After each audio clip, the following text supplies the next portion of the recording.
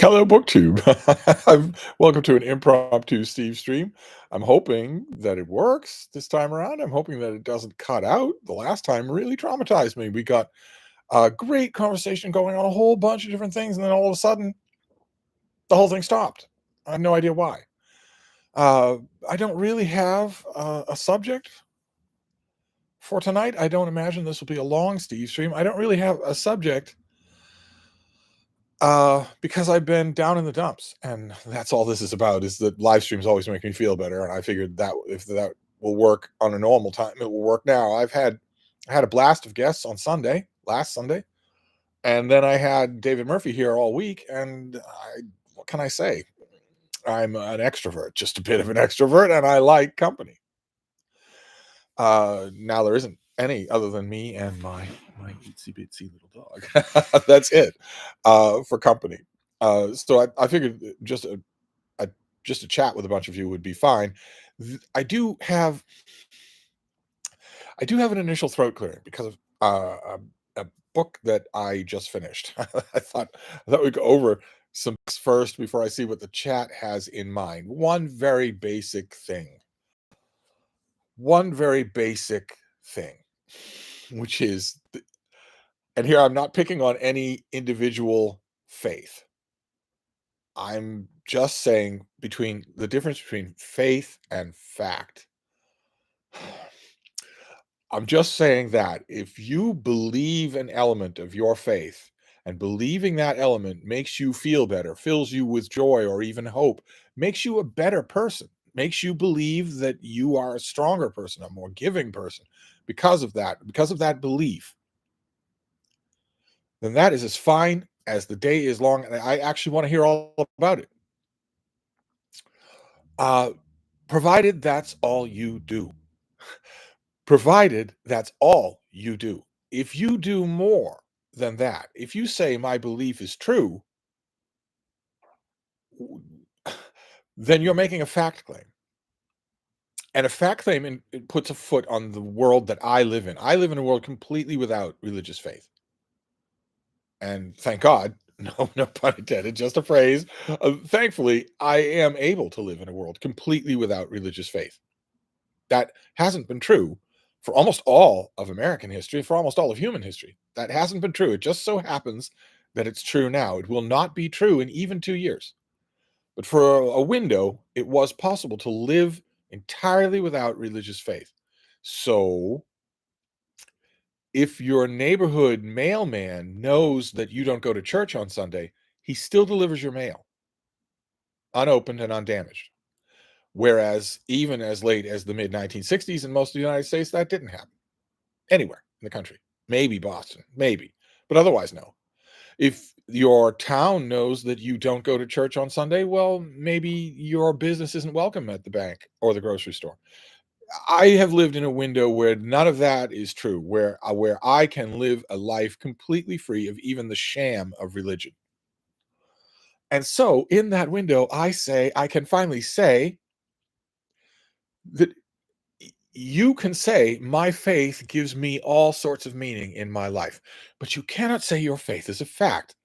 When religions, any religion, is put to a factual test, when, in other words, they are put into the realm of fact claims, they fail universally, 100% of the time. And that's because they're not factually real. They're not factually real, no matter what it is, whether you're talking about uh, faith healing or speaking in tongues or uh, the reality of Noah's flood or whatever it is. Whatever it is, it doesn't have to be Noah's flood. It can be horoscopes or Muhammad flying to the moon. No matter what it is, uh, if you say you believe that stuff, fine. I have some wackadoodle belief myself, and friends can joke about that. But if you say that's true, then you're an inch away from saying that not only do I think it's a fact, but I want to make sure that you think it's a fact. I want to make you say that it's a fact. The one contention, well, I think the world really is 6,000 years old, is inevitably only one step away from I want you to say that it's 6,000 years old. It's never good enough for the faithful. to just believe it themselves. It's always one step away from coercion. So I wanted to open by mentioning that a fact is something that I don't need background to understand. I don't need dogma to demonstrate it or replicate it. A fact exists on its own, and facts on the ground that are provable and testable and demonstrable preclude some other things. A man on a horse cannot fly to the moon. That's not possible for 1,000 different reasons. There was never a worldwide flood. Not while humans were alive. There was never a worldwide flood. That's demonstrable in 1,000 different ways. I was going to say I don't understand why religious people need to do this, but I do understand. Of course, there are a bunch of reasons, but even among the ones who aren't evil, the reasons are still fairly obvious. Because what I'm describing for your faith is obviously, I mean, I'm not using the word, but what I'm describing for your faith, something that you believe but that has no basis whatsoever in reality, that is the description of a delusion. And I know that people don't like that. They don't want that to be true. A grown person who has been completely indoctrinated, brainwashed since childhood to believe in a certain set of mythology, when they get to be an adult, if they're not going to abandon that mythology, well, then they really want to validate it. And that's why they do. It's just something I read. That's all that bugs me. That really, really bugs me. So anyway, that's my opening throat clearing. Now we will go to the chat and see what is on all your imaginary minds. James Holder is first out of the gate. Good evening. Good evening, James. Mark says, well, well, well, if it isn't Mr. 20K. And hero protagonist says, this must be the 20K celebration. Why are you all mentioning 20K? I've told you many times before, this channel will never, in fact, reach 20,000 subscribers. I have been reading all day. You're not telling me that it actually happened, are you? Is that what the chat is saying? You're not telling me that it actually happened. I just will not believe that.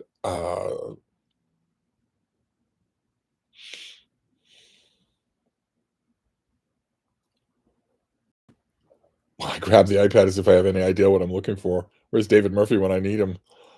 No. Oh, well, it's bad. It's bad, but it's not as bad as you're saying. My app tells me 1999, 19999, not 20. So there, you're all wrong, and we'll never have that one extra subscriber. So, Teresa says, I've been watching Steve since he was at 1K. The active mind is here. When is this loser going to show up? We don't have all day. Sorry. Yes, I was the aforementioned reading. Pandora says, hey, hey, hey. Manny says, calm down. Steve is taking his post-workout supplement. Quaint Kurzweil is here. This channel will never reach 20,010 subscribers. Never. No, the channel hasn't reached 20,000. I just checked. Aslan says, hello, hope this live stream make you feel better. I needed one too. Well, it'd be nice if I could perk you up as well. I know that it's ridiculous. I know that my overreaction is ridiculous. Teresa says, are you from the town of Canton? Well, there are all sorts of mysteries, all sorts of competing schools of thought about where I'm from. Scholars have not really come to any unanimous decision on that. Highbury says, rent a room pays for books. What does that mean? I don't know what that means. Aslan says, how's Frida? Frida is right here. She's right here. She's fine. Renee says, Stevestream, thanks. Yes, it's good for me too. William DeVere says, howdy, Steve and Frida. Been reading an old STD book club pick, Tuckman's A Distant Mirror. It's fascinating. I really like it. Yeah. The late lamented Steve Tiberius Donahue book club. I just read you books out loud instead. Nyland 2 says, hey, Steve, what do you think about the new American Pope? I don't know enough about him to know to what to think. I saw The Inevitable tribal ideological wars about him erupted, within minutes of his election to the pontiff. I saw MAGA, in other words, doing what MAGA is going to do, because All of MAGA considers themselves to be extremely Christian, extremely religious, the way it used to be, the way the country used to be. But the God they worship is Donald Trump, a bald queen's rapist.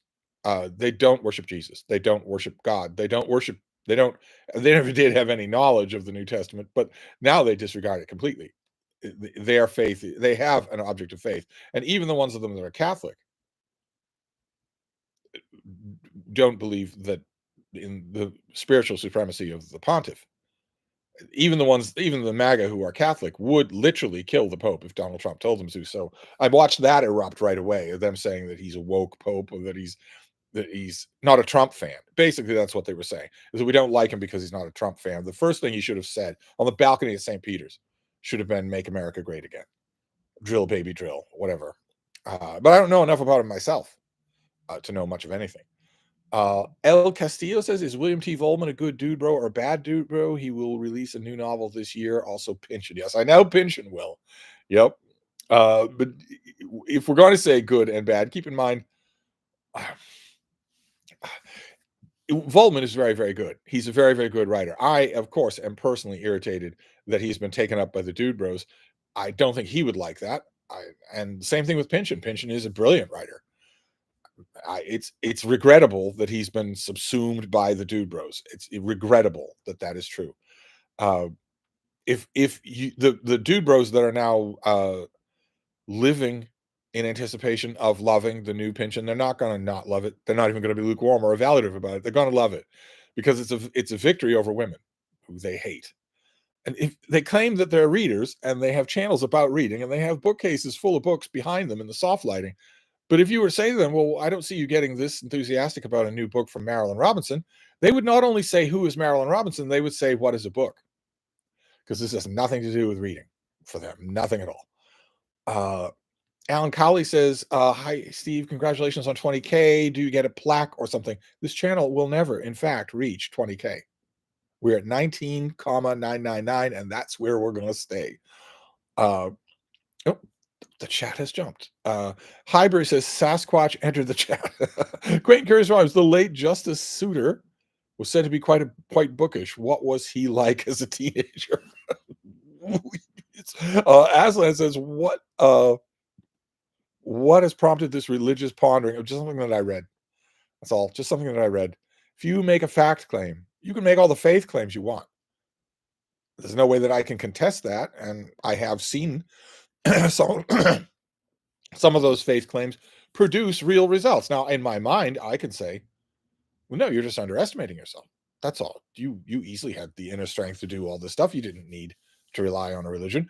But the people say otherwise.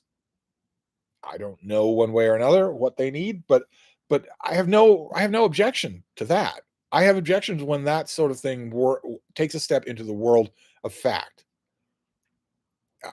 That's when I have an objection. If you say that the reason that you don't want women to have control over their own bodies or to be able to leave the state where they live in order to go somewhere that will grant them control over their own bodies, if you say that the reason why you're restricting them to second-class medical citizenship is because the group of 4 cells inside their body has a soul, well, then you've entered into the world of facts. Souls are not real. There is no, and has never been any demonstration of anything spiritual or supernatural in the history of the species. But you can believe that if you want. I know the core essence of Christianity, of any religion, is to believe that you have some sort of mimeograph ghost inside you that survives when you die. That is absolutely essential. You can believe that all you want, that sort of thing exists, and I guess that it's put inside you once your 2 cells to rub together, but you can't act on it. Otherwise, well, anyway. Alan Cowley says, hi again. I'm just beginning to learn some French, and I know you know a number of languages. Do you have any advice for learning languages? I think you mainly did it by immersion during your travels. I did do it mainly through immersion. There is no better way to learn uh, the language than to go somewhere where only 1 in 10 people that you're going to meet is going to speak your own language, and if you don't speak their language, you don't eat, or you don't get what you want in terms of housing or basic courtesy or whatnot. But if you're not going to do that, Another good way, the only really good way, is using it. So don't just learn it and memorize it. That was always a bad approach to language learning that was embraced by American academia, especially lower academia. A certain amount of memorization is going to be necessary, but that memorization is going to work a lot easier if you use it. So the minute you have any ability to string words into a sentence, do that. Do that. Don't just read and memorize. Use it. Uh, Aslan says, I learned English by accident from YouTube. Oh my God. Recyclist says, Hi, Steve. I watched your Slan video and was wondering what you thought about the belated sequel, Slan Hunter. I wasn't all that pleased with it. Man in the Gray book reviews. Like a lot of readers, I was surprised that Mice 1961 by Stacey Levine was a finalist for the Pulitzer Prize in fiction. I'd never heard of the book or the author. Any thoughts on Mice 1961? No, I have no thoughts on Mice 1961. No thoughts that won't preempt a chat with me just ranting. Timothy Giles says, Hello, Steve. How are you and the bean? The bean is fine. She's right next to me here. Uh, I would like to ask you about how to how to introduce reading to children. I sometimes worry about my nieces and nephews. Thank you. Well, the form that introducing reading to children usually takes is prescription, and that fails. That's more likely to make them hate reading than anything else. And the way that always works is the way that a lot of teachers, unfortunately, cannot convincingly do, which is example. Children are absolutely sponges, and they are looking all the time. They are paying attention to everything. if if your children see that you love books, you're not pushing anything on them. You're not saying anything about them. They have to read the books they have to read for school, but that's because they have to read them for school. But otherwise, you're not saying anything. If you do that, if they see that and they see that it's genuine, they're going to want to know what it is. Most of them are going to want to know what it is. Uh, and I think the reason why so many boys stop reading is because once they get out into the larger world, middle of grade school, certainly high school, they start to see far and far more examples of people who don't have reading in their lives at all, including a lot of their teachers. Uh, uh, Tolstoy 111 says, Hi, Steve. You've mentioned great reference books. I hope you share my affection for John Klute's two encyclopedias of science fiction and fantasy. They are a browser's delight. Sounds a little coercive, but in this case, I'll let it go because I do. Of course, they are great. I wish I had a copy of them. Uh, Aslan says it shows 20K on my end. Well, not on my end, and my end is what counts. Uh, Fields of fan. Okay, all right, Fields. Well, if it isn't Mr. Steve 20K Donahue, this channel will definitely hit 21K. Oh, no. Can I show it to you? I just looked it up just a second ago. I looked it up. Because I don't know what I'm looking at here. Do I look? Yeah, yeah. Can I show this? This is 1999. 19999, not 20K. So you're all wrong and probably drunk. Manny says, I will never reach 20K, talking about delusions. Nocturnal Nasty says, hello from Ireland. Where in Ireland? Oh, how wonderful. Must be late. Francisco says, Hi, Steve. On my side of the world, it says you have reached 20K. Now, Manny, I think a new read aloud is just what we need right now to cheer ourselves up. Yes, I need to pick a new read aloud. I stopped thinking about any of that while I had a guest. Make no apologies for that. I had other things to think about. But I do need to pick. I do need to pick another one. Yes. Uh, Colin says, "What's your favorite book about the Salem witch trials?" Uh, it's, for very personal reasons, I would feel very disloyal saying anything other than Devil in the Shape of a Woman. But Stacy Schiff's book, The Witches, is awful good. It's awful good. I'm going to give it to both of those. Uh, Street Medic says, Our refrigerator went out. Just want to vent. Okay. Kevin J. N says, Great to see you, Steve. I've been reading McCullough's Christianity and Thomas Cromwell. Reading The Captain's Table, Summer of Trek. I loved your Ingram short on Frida screaming. Nice. Yes, I finally caught Frida doing some screaming. But we're not at Book Trek yet, right? It's not going to start for 3 more weeks. Nope, no, chat jumped again here. Let's go back and find where we were. Uh, There we go. Amber Shelton says, "Do you find *Sapiens* to be a dude bro book?" Yes. I saw you mention it as one they use in their Blink app, and now I'm worried that I'm enjoying the book. Well, the book is enjoyable. The book. I never said that dude bro books are not enjoyable. A lot of them are junk, but a lot of them aren't. I never said that that was a requirement. It's a whole bunch of other things. It's a whole bunch of other things. Is an unqualified charlatan grappling with the world, physically grappling with the world, because my words are going to make it change and make it make sense on a yellow legal pad on a red checker tablecloth without a woman within 100 miles. Am I grappling? Am I a thought leader? uh, Aslan says, "What do you think about Adrian Tchaikovsky's Shadows of the Apt series? I rather liked the first book." I didn't, so you're got one up on me. HP says, "Hey Steve, going to review Chernow's new book on Twain." It's right there on the Footlocker, right there. Can I turn it around here? It's right there on the Footlocker. So yes, I am. Uh, uh, CZ Gibson says, "Hey Steve, can you recommend a good edition of poems of Sir Walter Scott? I thought I'd be able to find a Penguin or Oxford Classic online within a matter of nanoseconds, but no such luck." But no, not them. But I think it was a very old Wordsworth classic. There was a nice, big, thick paperback with a knight in shining armor on the cover, of course, if I remember correctly. That was the poems of Sir Walter Scott.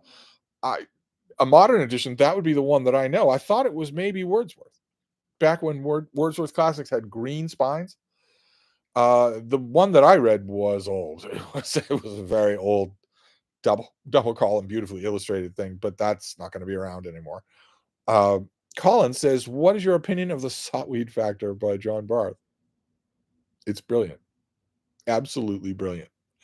In the mythical post-war 1945 to 2025 canon that I would give, it would be on there.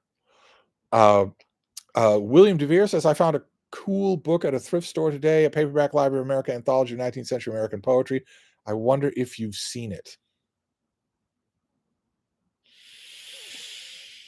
Oh, the peril of a live stream.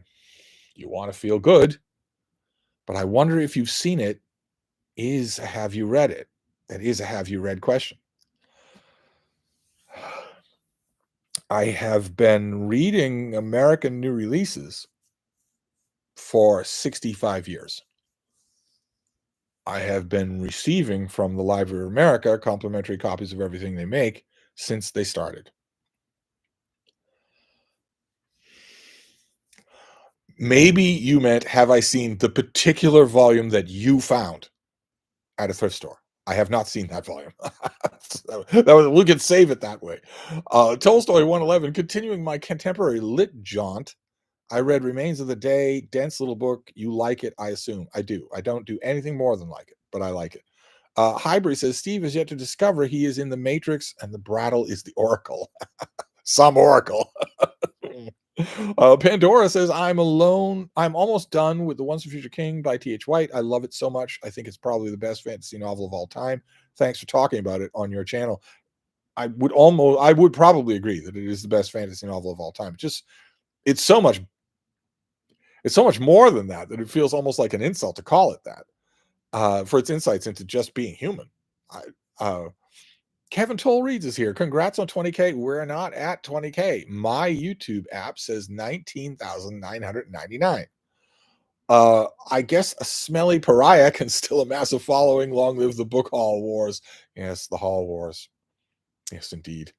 Anti-Goddess says, "Steve, why is Trump so adamant about these tariffs? It is just him being stupid. Is it just him being stupid and stubborn, or is there something more nefarious at work?" Nope, it's just him being stupid and stubborn. Yeah, he came up with an idea. He's never changed an idea in his life, and now he's in a position of completely unchallenged power. So if he comes up with an idea, he can implement it. His tariffs are illegal. He's not allowed to do that. The president is not allowed to do what he's doing. But those stipulations were written at a time when everyone assumed that the Senate, full of men ambitious to be president, would exercise their own power and stop it, and they have not. They have not.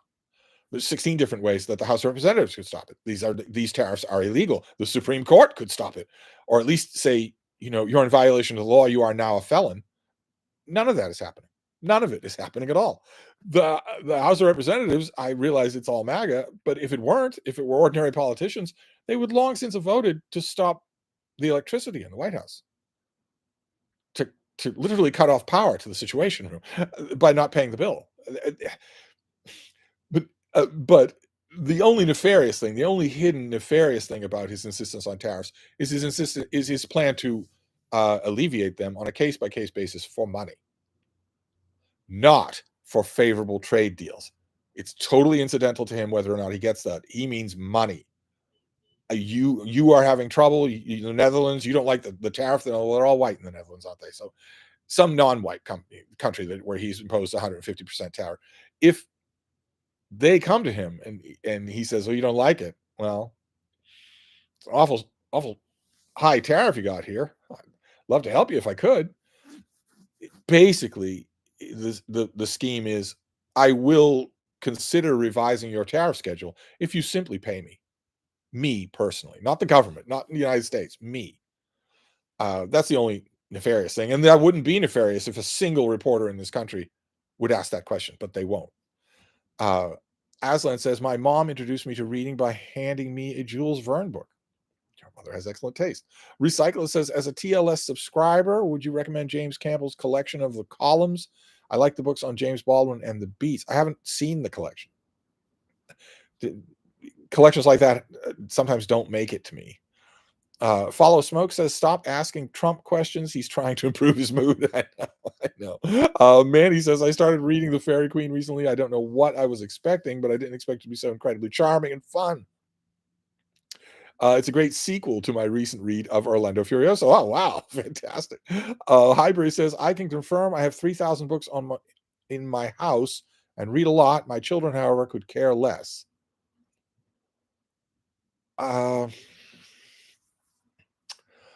Well, then you did what you could. You can't tell them to like reading, right?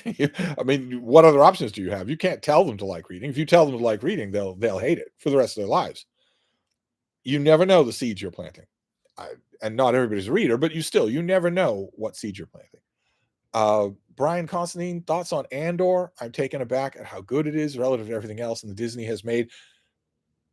Yes, it's great. The only thing I would suggest, not only for you, but for all the commentators online, all the non-fascist commentators online, all of us, the one thing I would suggest is that we stop appending that second thing. That this is great, especially when you consider The Acolyte, the absolute horrible train wreck, psychotic train wreck that was The Acolyte, the huge wasted opportunity that was Kenobi, any of these things. I think it's time that we stop saying that, because it's actually an implied insult. It sounds ultimately like you're grading Andor on a curve. Andor is great, not on a curve. I just will make myself not care about the other shows, but it is incredible, just incredible. It's actually better this season than last season. Wait, the chat jumped again here. We're going to go back. We were talking about Andor.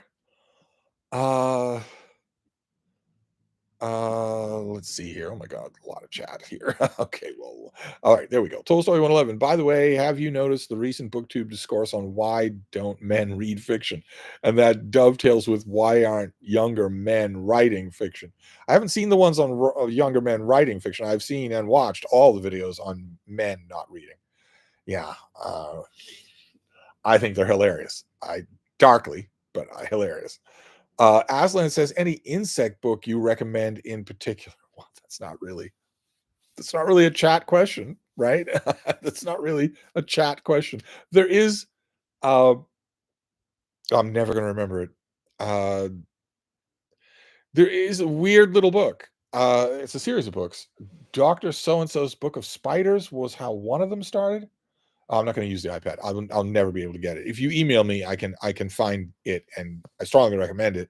But DK makes a volume on insects. There's also there was a little book called Insectopedia that I think was just late last year that was very good. They're generalists, but I don't know your level of expertise. Mark says, every time I watch your book hauls with David, I can't help but wonder what the cashiers at the stores are thinking when ringing him up. All those swastikas, he's on a government list for sure. Could very well be. Although we're both guilty of the same thing. I've joked with him about this many, many times that when we are visually browsing a gigantic wall of books, so you know that first scan you do before you actually start noticing titles, he and I both see swastikas and are drawn to them, and yet we are not Nazis. Yes, Inu says, "Are you working on a treatise on brodernism? If so, how big do you expect the dude bro reaction to be?" Well, I I wasn't all that big a fan of the high brodernism thing in the Atlantic. Was it the Atlantic or was it New Yorker, New York Magazine? I wasn't all that much a fan of it. It hit a few good points, but it was a sea of turgid prose. So what difference does it make if you're making good points if your thing is excruciating to read? Uh, I'm not working on a treatise about dude bro stuff. I should write a little book on dude bro literature and the dude bro worldview. Uh, Nocturnal Nasty says, from a wee city called Derry, of Derry Girls fame and the TV series. Oh, Derry, Ireland. Well, yeah, it's of Derry Girls fame, Derry Girl fame. Yes, but it has another claim to fame that's a lot older than that. Wonderful. Oh, Hannah's Books is here. Devil in the Shape of a Woman is definitely my favorite Salem history. Should by rights be mine. But, Aaron 007, when starting with Blish, do you recommend starting with Star Trek or somewhere else? Oh, somewhere else, definitely. In fact, well, I'm not a huge devotee of James Blish, any of it. So I would say start with either Season Flight or especially A Case of Conscience and just read them. I think those are by far considered to be his best works. If you read them and don't like it, well, then you can maybe read somebody else instead. Martin says, "Hi, Steve. What are your thoughts on Laurie Colwin, especially her fiction? Happy all the time feels like something that should be a Penguin modern classic." I assume from that you like her. I have never liked her, so I could learn probably from you, maybe tips on how to like her. The Active Mind is back. A lot of dude bro chatter here. Might be time for a dude bro starter kit, Steve. Surely I have done a dude bro starter kit. Surely I have. Tori Reed says, "Hello, Steve. Did you like Rachel Maddow's book Prequel from 2023? It was gifted to me recently." You can just say given. You can just say given.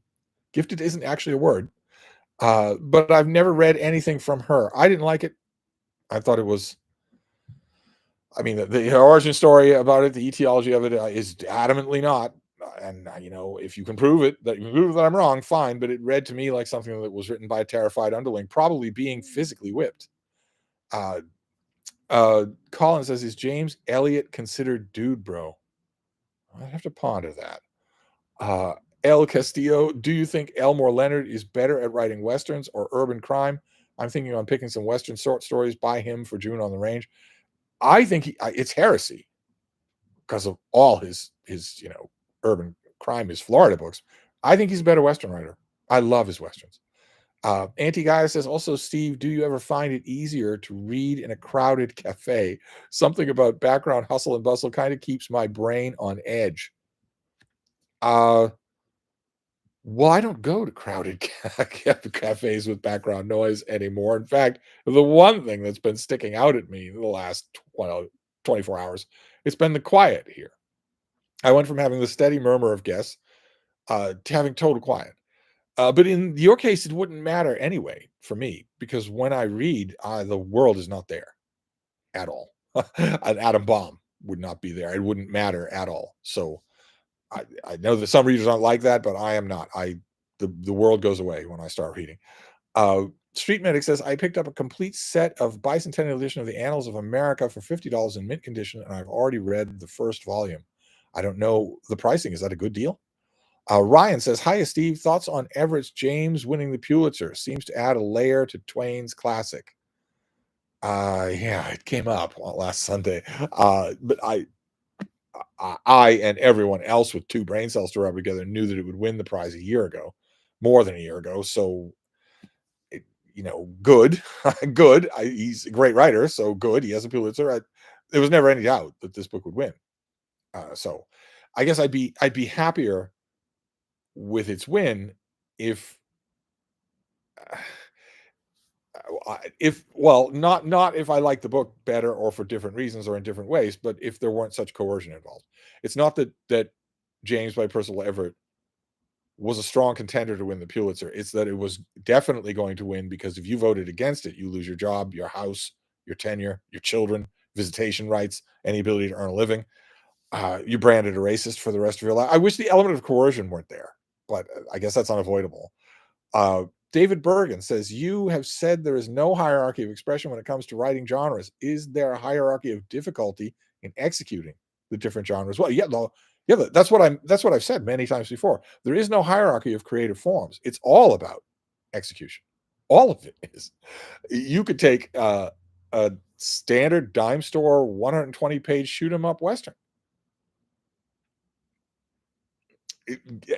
and read 50 of them in a row. I've done that for June on the Range. And the ones that are genuinely good, it won't matter that it's still 120 pages, that it's still a shoot 'em up, that it's still a dime Western. It won't matter. It'll still be really good.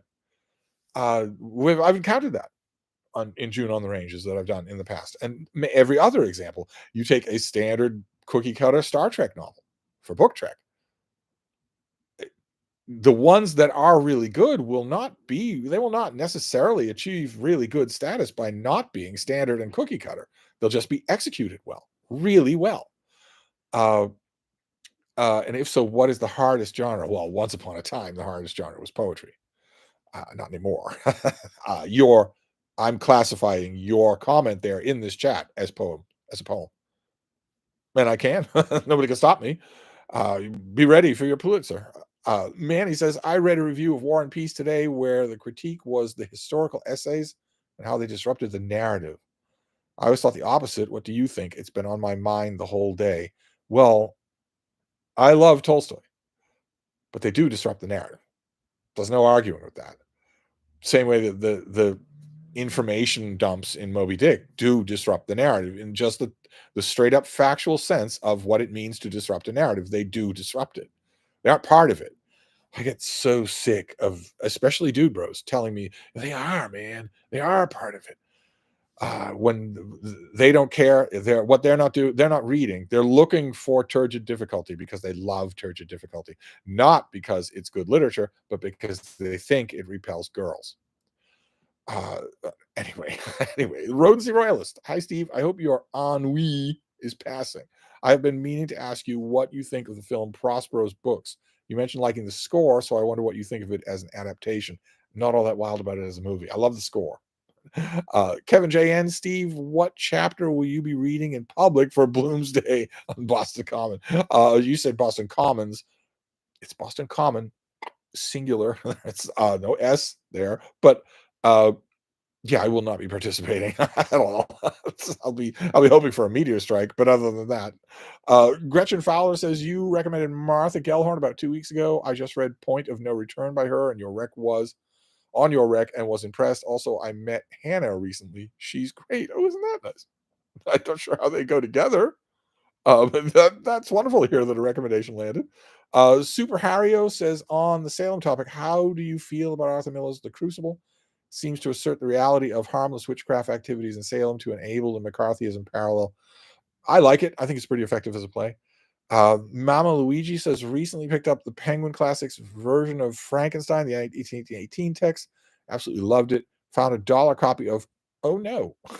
Not Oh No. The chat jumped right in the middle of reading your comment. That's terrible. That's never happened before. I want to find out what the rest of it. A dollar copy of Stranger in a Strange Land, and I'll be reading that one soon.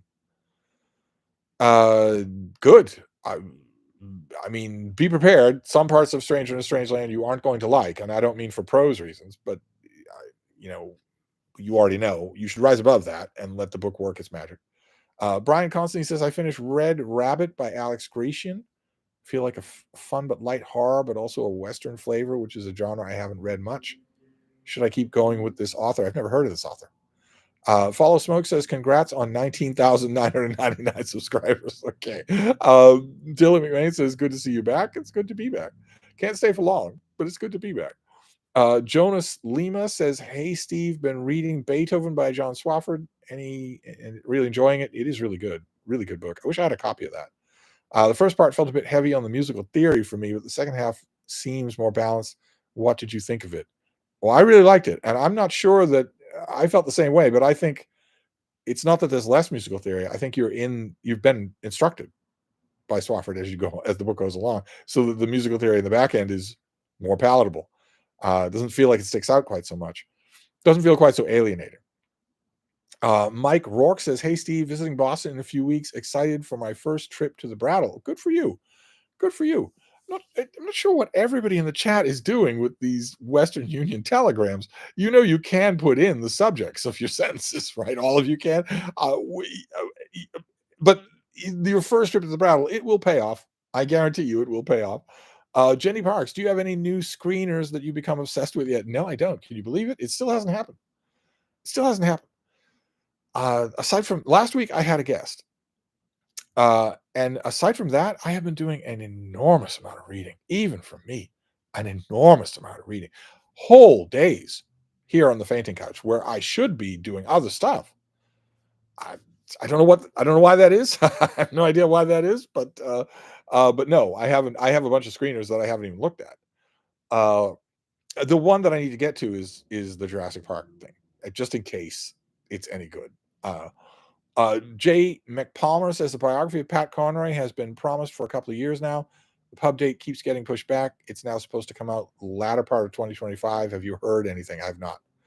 Royalist says, Steve, did you ever catch the adventure Western Hidalgo in the early noughties?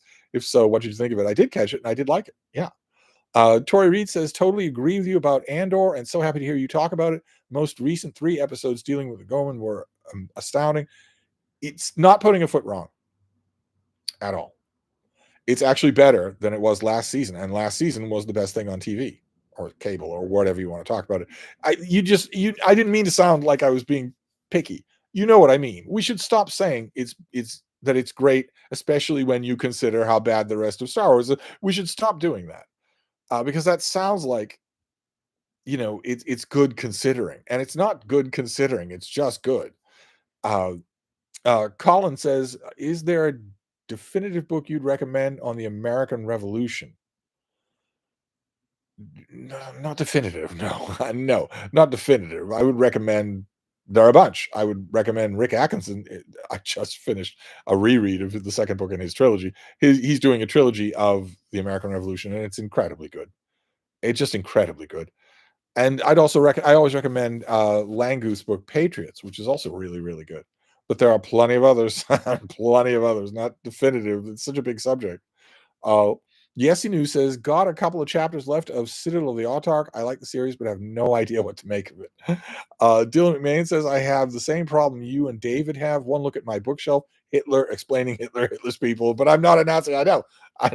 He and I have actually reached the point. He probably reached it before I did, where even the sight of the stylized German letters is enough to make us go, oh, what's this? Aslan, what your opinion on why men reading less? Or why are men reading less? I have a whole bunch of opinions on the subject. A whole bunch of opinions. I think it's hilarious. I've watched a million videos on this subject. YouTube has taken this up, and I think it's hilarious how close all of those videos come to saying what they all believe. They're not pondering or bouncing around the question. They know the reason why men read less.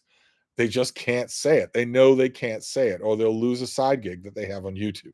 But the original poster, on social media, the guy who did the original post for this, everyone who reposted his post, and all of the so-called think pieces that have happened in print since then, all they ask, why aren't men reading as much? And they talk about the market and fads and trends and whatnot, but they all have the same answer: women. They blame women. Not women writers, just women. The existence of women, literacy in women, is fouling everything up. uh, Tolstoy 111 says, "Did you like Brick Lane by Monica Ali? I feel I've been lucky in liking the newest stuff I've been reading." I did not like Brick Lane. I'm glad you did. Matt Sharon says, "Happy Sunday. I finished my thesis last Monday. Good Lord. Congratulations." William DeVere says, "Are Casanova's memoirs worth reading in the unabridged?" They are. Manny says, "Not long ago, I read Jane Eyre after you made me feel guilty for not reading it in the recent video. Is it just me, or is Charlotte even weirder than Emily? I feel like I was reading Pynchon at times." No, no, nobody is weirder than Emily. But still, I guess I know what you mean. I bet I can picture what's making you say that. Loved it though, of course. Oh, good. I'm glad you did. Especially if Hannah is still watching, she would not want to hear that someone read Jane Eyre and didn't like it. Aslan says, "Are there any literary prizes that are still worth following?" You'd have to judge on your own. I don't pay any attention to any of them at all. I don't pay any attention to any of them. As far as I'm concerned, every single one of them is ideologically compromised in almost every way. Last year's fiction for the Pulitzer, maybe not so much, but all the others, if I read a lot of biography, I read a lot of history in a year, and then I look at the National Book Award picks for finalists for history and biography, and it's absurd. The only word for it is that it's absurd. It in no way at all reflects the books that actually appeared. And you know exactly what it does reflect. You can see clearly what it does reflect. It's a group of ideologues turning the award into a social experiment, into some kind of vague, dumbass idea of cultural reparations. So I don't pay attention to any of them anymore. No. Uh, Andrew McDonald says, "What did you make of Dan Nedell's Robert Crumb biography?" I didn't read it. Street Medic says, "I was thinking of reading The Woman in White, but I can't find it anywhere. It is free on Project Gutenberg." AJEBW, how come you wouldn't consider Robert Howard a Dude Bro author? Oh, wait, you jumped. Was that the all of your question? The chat jumped. There we go. Uh, for a number of reasons. There are a number of reasons why I would not classify Robert E. Howard as a Dude Bro author, although the Dude Bros do embrace him. Uh, Number one reason is that when he was at the peak of his health and in his right mind, which those two things did not often coincide, but when they did, he'd have taken a shotgun and blown the head off a dude bro who started to explain the dude bro worldview. Wouldn't have even hesitated, or at least he'd have turned the thing around and clubbed him in the face with it. And also, I don't believe it's there. He doesn't profess a dude bro worldview. The dude bros just adopt it. Some of dude bro authors do express a dude bro worldview, but he doesn't. I don't think. Uh, Dylan McMahon says, "What's even more frustrating is that Everett's win wasn't enough for the woke scolds and the alt left. The insincere whining about how 3 women were snubbed made my blood boil." Exactly. You cannot win. You cannot win with ideologues. You cannot win. There's no use in compromising. That's why I don't understand why the book prizes have compromised themselves. It's never going to be enough. I don't know why they do it. I don't know why they've adulterated. Trish Boval says 156 watching. Holy cow. That can't be right. Colin says, "Sorry about the autocorrect. I meant to ask if James Elroy is considered dude bro." Didn't I know that? I thought I autocorrected for you. He is, very much so. He's another example where they're just not reading him at all. Aslan says, "Steve, why do you hate philosophy so much? What do you recommend to young men looking for truth instead of..." Right. I don't think that you're pulling my leg here. Uh, it is the dumbest thing in the world to look for truth. That is the dumbest thing in the world. So I would advise them not on an alternate book, but to change that whole game plan. Just change that whole game plan. That is the dumbest thing in the world. The truth that people that dude bros are looking for, the young men are looking for, does not exist. And the true things, which is different from the true things in their lives they already know. I, I would say concentrate on those things and maybe find those things reflected in books. But looking for truth, oh God, there is no truth with a capital T. There is no wisdom with a capital W. There were never any ancients with a capital A. Those things have never existed. They don't exist. They are only ways for you to stop learning. That's all they're for. That's their only appeal, is to give you a kind of permission to stop learning. There are a whole lot of books out there, and some of them are even written by women, and that really scares me. So I'm just going to reread Marcus Aurelius for the rest of my goddamn life. I'm just going to do that. Maybe a little Seneca. And then I'll go back to Marcus Aurelius, because they are full of wisdom with a capital W. They really knew the truth with a capital T. Sorry. I'm ranting. Sorry. A view from the bars here. My ranting summoned him. Steve, what's the most invasive slash successful medical intervention you've performed on a dog? The worst thing that I've ever done to remove an anal worm, not a pleasant experience to do with a dog or a human. I've seen it done on both, and I've done it with dogs. Or a really bad splinter. I mean, really long, bad, jagged splinter that takes a little bit of time to do, and is agonizing. What an odd question. David Bergen says works that include Greek gods, King Arthur, etc., without IP concerns have had lots of different authors write about them. Do you like this, or do you prefer the IP rules of today? I have no idea what this question means. I have the IP rules of today. No IP rule has ever governed the Greek gods or King Arthur or whatnot. Um, are you talking about copyright? I, I don't know what the question means. It would be dangerous for me to try and answer. Manny says, War and Peace again. You are right in that they disrupt it technically, but they are so short and always in conjunction with the more grand historical parts, making them at least not feel disrupting. You know you're wrong. You're a thorough book person. Talk to a non-thorough book person who's reading War and Peace for the first time.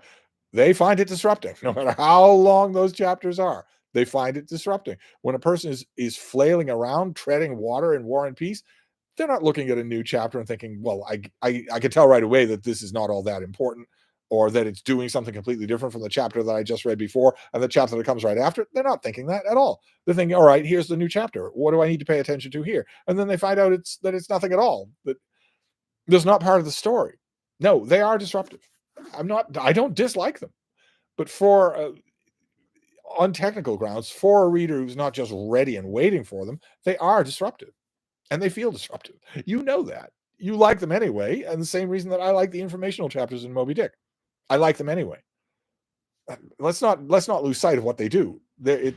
Uh, Street Medic says, I'm sitting in a bar watching you with the sound turned all the way up, and it's so noisy I can still barely hear you.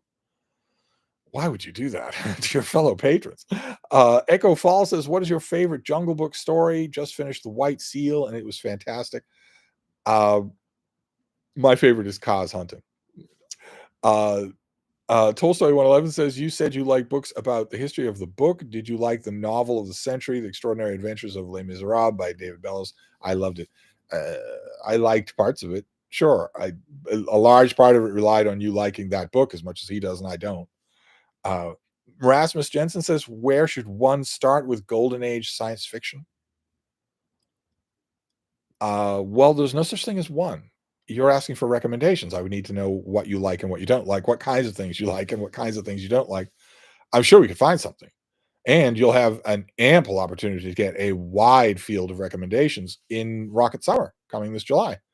Michael K. Vaughan's other event, his other booktube event, other than June on the Range, is Rocket Summer, where in July we read classic science fiction. You're going to have a bunch of channels.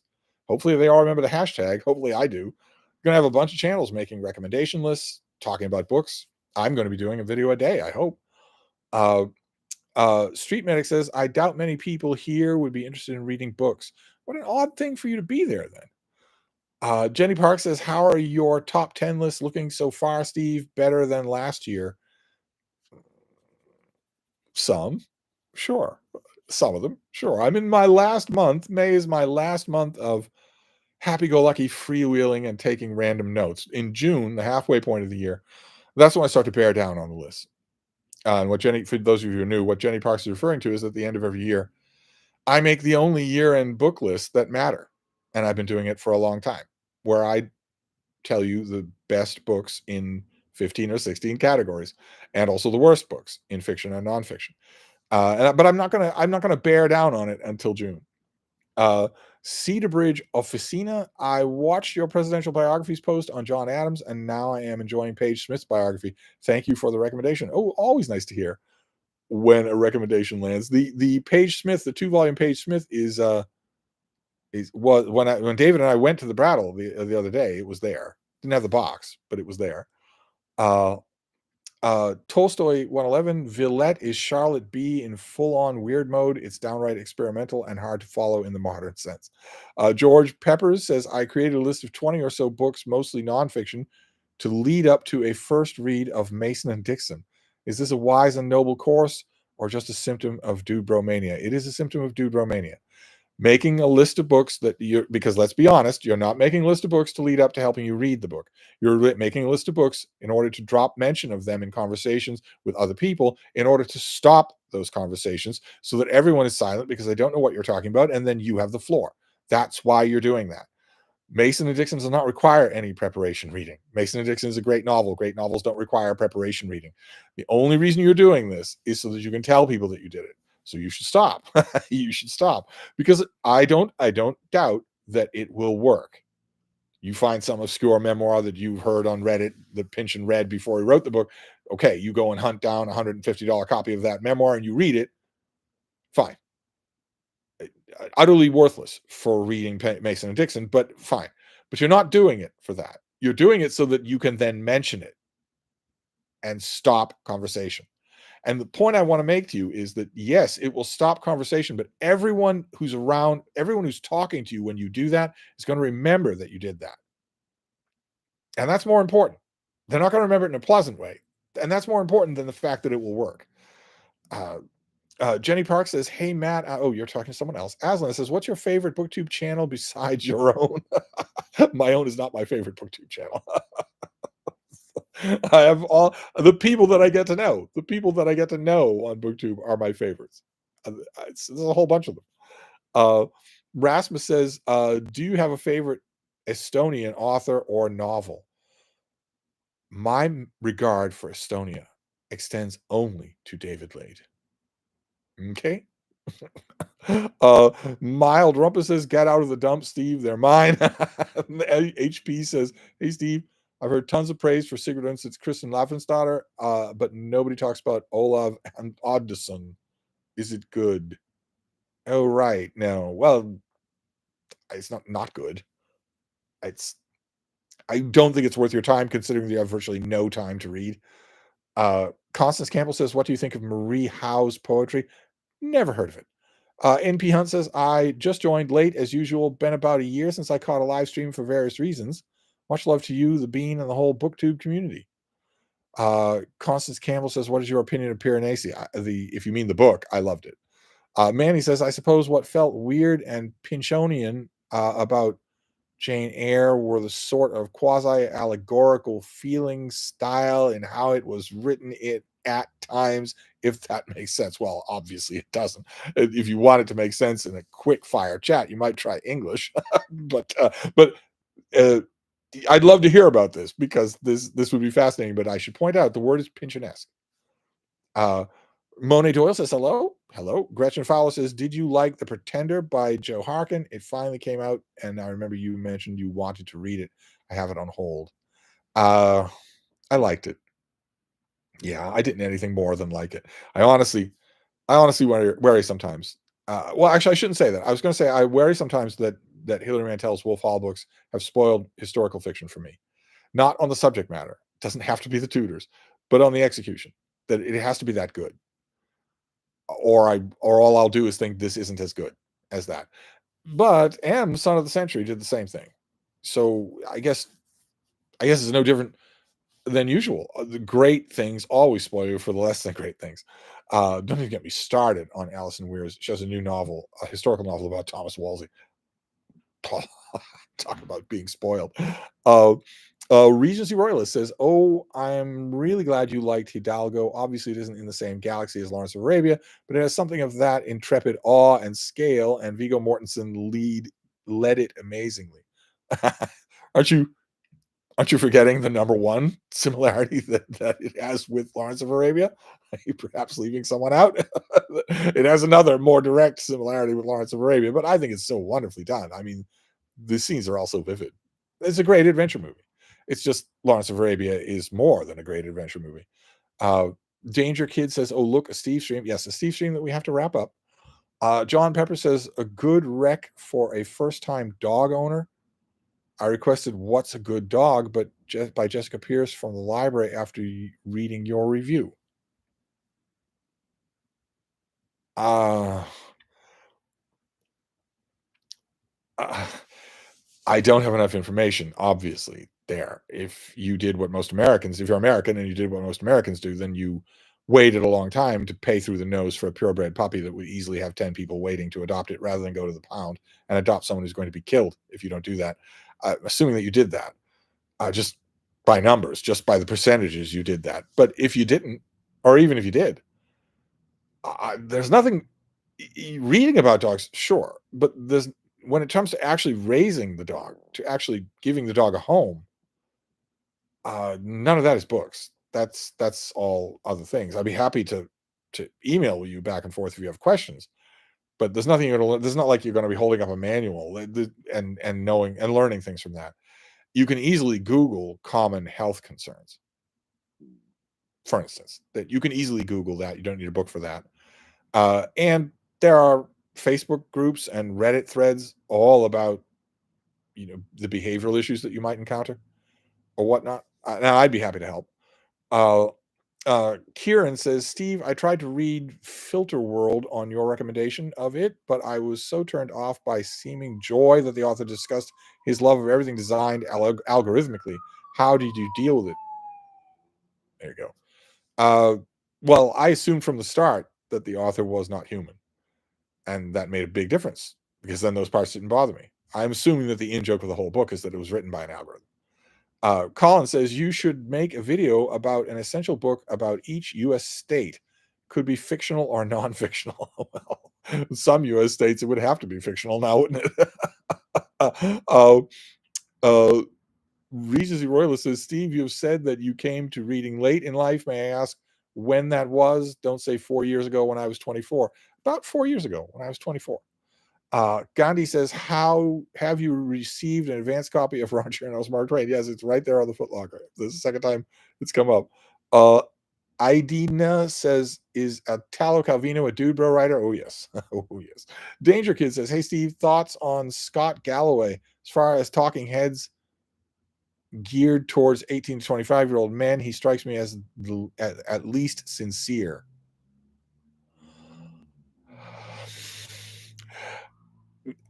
He's never struck me as sincere. Let's put it that way. Aslan says, "Will there be a top 10 fantasy this year? Is it better than last year?" The year is young. We're not even at the halfway point. I doubt very much that there will be a sci-fi and fantasy list this year. Very much. Right now, if I were to make such a list right now, the list would be 0 books. So they don't all the weight would have to be carried to the second half of the year. Uh, Happy Nightmare Books says Villette is the best Charlotte book. Clarence Speaks says, "Have you read My Name is Steve and I Smell?" Don't worry, I sent it to you. View from the bar is back. If in your traveling you'd had a Kindle with 40K books instead of your trusty footlocker of select few classics, would it have changed anything? Yeah, it would have changed a lot. It would have improved sometime. I'm not hesitating to say that. It would have sometimes. I mean, I love the books that I brought with me. I love them endlessly. I love them in repeat ways that most repeat readers don't feel. But there were times when I wanted something new, and there are plenty of times like that when I wanted something new. When some reread of something in those books reminded me, for instance, of something that I wanted to reread, and either I was 800 nautical miles away from land, but even if I wasn't, I knew that I wasn't going to go into a bookstore and buy a book. I knew that I wasn't going to do that. And then what? Carried around with me? So I didn't. But yeah, a Kindle would have been a miracle. A whole bunch of things that would have been miracles. I would have got to learn this GPS thing you people have. I just spent a week with David Murphy just telling his phone where we want to go. And suddenly it's up on this little screen at the dashboard telling him to the last inch where to go. GPS would have been a miracle too. Yeah. Uh, David Galloway says, do you buy books on Amazon? No, never. Dylan McMahon says, wait, Steve, people don't like when I puff on a vape and lecture them about the anatomy of melancholy. No, they don't. No, they don't. When they can't get away, they will say the equivalent. If you do the equivalent of that, they will say, that's really interesting. They don't mean that. What they mean, what they're actually thinking is, that's right. This is the guy who does that. And that's not good. Why would you want to produce that in people? Aslan says Piranesi was great. I agree. Christopher Stout says, have you read Robert Silverberg's Words of Wonder? Well, that's not an approximation of a have you read question. That is a have you read question. Probably from a newcomer. Is Christopher Stout new? Newcomer or old, it still feels like a hobnail boot in the stomach.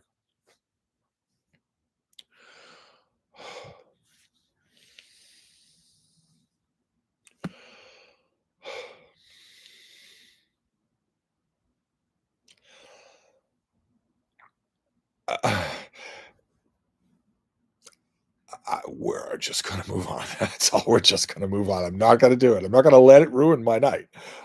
Patrick says, Steve, I know your feelings about Hemingway, and he was his own man, but is Gertrude Stein responsible for what he became? I have often wondered if not what he became in terms of, the racism or the anti-Semitism or the wife beating or the woman beating or the suicidal stuff or anything like that, but literarily, stylistically, I often wonder if a lot of his stylistic tics were direct opposition to her stylistic tics. I often wonder if that's true. David Bergen says, is there any special reason for which books get stacked transverse on your bookshelf? No, no, no. It's just whatever happens to be there. That's all. It's just whatever will fit and what happens to be there. Tolstoy 111 says, do you like Victor Pelevin? I tried Oman Ra and thought it was juvenile. I wonder if it was the translation. I doubt you'll find it was the translation. Colin says, would you recommend any biographies on Joseph Smith / early history of LDS Church? Looking for something as scholarly as possible that isn't LDS propaganda. Yeah, that's not always easy to do. Oh, man. There was one. Oh, God. I have a friend who would know this off the top of his head. There was one. It was about, I'm going to say about 30 years ago. It was a biography of Joseph Smith that was really good. Oh, I'll never remember it. I'll never remember it. Oh, there's at least one out there that I know of. I can't help you with any details, but there's at least one out there that isn't. Rasmus says, are John Cowper Powers' bricks worth reading? If so, then which one of them? I don't think, even Wolf Solid, I don't think you're going to read any of them and come away thinking anything other than that was a brick. I've never known a reader to be thrilled by him. And the whole point of reading is to be thrilled. So I can't recommend them. View from the Bar is back. Is there a historical figure who consistently brings out the best / work out of their biographers? Best / worst? Yeah, yeah. There are quite a few. It's the ones that I can't stand are the ones that don't do that. Some of the ones that you would think would elicit a strong reaction don't. Theodore Roosevelt, Alexander the Great, they don't tend to do that. Now that I think about it, though, they're all like that. They're all like that. Who has written an interesting? Well, no, in every circumstance, I can think there was one author. He was great. He was a wonderful guy, fantastic researcher. He wrote 4 800-page books on King Charles I and King Charles II. And they're wonderful works of scholarship. They're virtually unreadable. And so I don't really think, well, maybe it's King Charles I, especially not King Charles II, who has a million Mary Marnock books, but King Charles I, maybe it's just that he does. But no. I read a great book on King Charles I just about 10 years ago. So no, I don't think there are. I think it's all about the execution. NP Hunt says, I only want to read Mason and Dixon because of you, Steve, not to brag, just because Steve says so. There you go. That is the perfect motivation for doing anything, not just reading, anything. But if that's true, MP Hunt, if that's true, then kindly take your list of the 15 preparative books that you got to do, a list that you wrote on a yellow legal pad on the kitchen table on a red checker tablecloth. Take that list and tear it into shreds. Put the shreds in the trash and just read Mason and Dixon. Just do that. uh, Patrick says, Steve, I love your channel and I'm addicted, but I disagree with you on Stoner. I still love it after several rereads. Well, you can love it all you want. You can love it all you want. I don't object to that at all. But none of the people, none of his devotees on BookTube ever just say that they love it. Everybody's allowed their own horrible taste. They don't ever just say that. Most of them not only say it's a great book, they also eerily repeat themselves by saying that it's, I don't know, pretty much perfect. So you can like it all you want. Street Medic says, I don't really do reading events, but I reread the reunion. I reread the reunion after 300 years of for horror mayhem, just so I can say I did it. Besides, it's a great story. Okay, I don't know what the reunion part is there, but I couldn't live without BookTube events. I'm gearing up for a big summer. Uh, Uh, Sorry, the chat jumped again. We're going to go back. There we do. Patrick, Steve, I'm not sure if I've missed it, but what are your short and sweet thoughts on Clive Cussler? I thought he was, I read like the first 6 books. I thought they were by the numbers airport adventure stories. And let them go. I didn't read any of the rest of it. I knew that he had a book every year because I worked in bookstores. So I saw that, but I didn't pay any attention to it. I had his number down.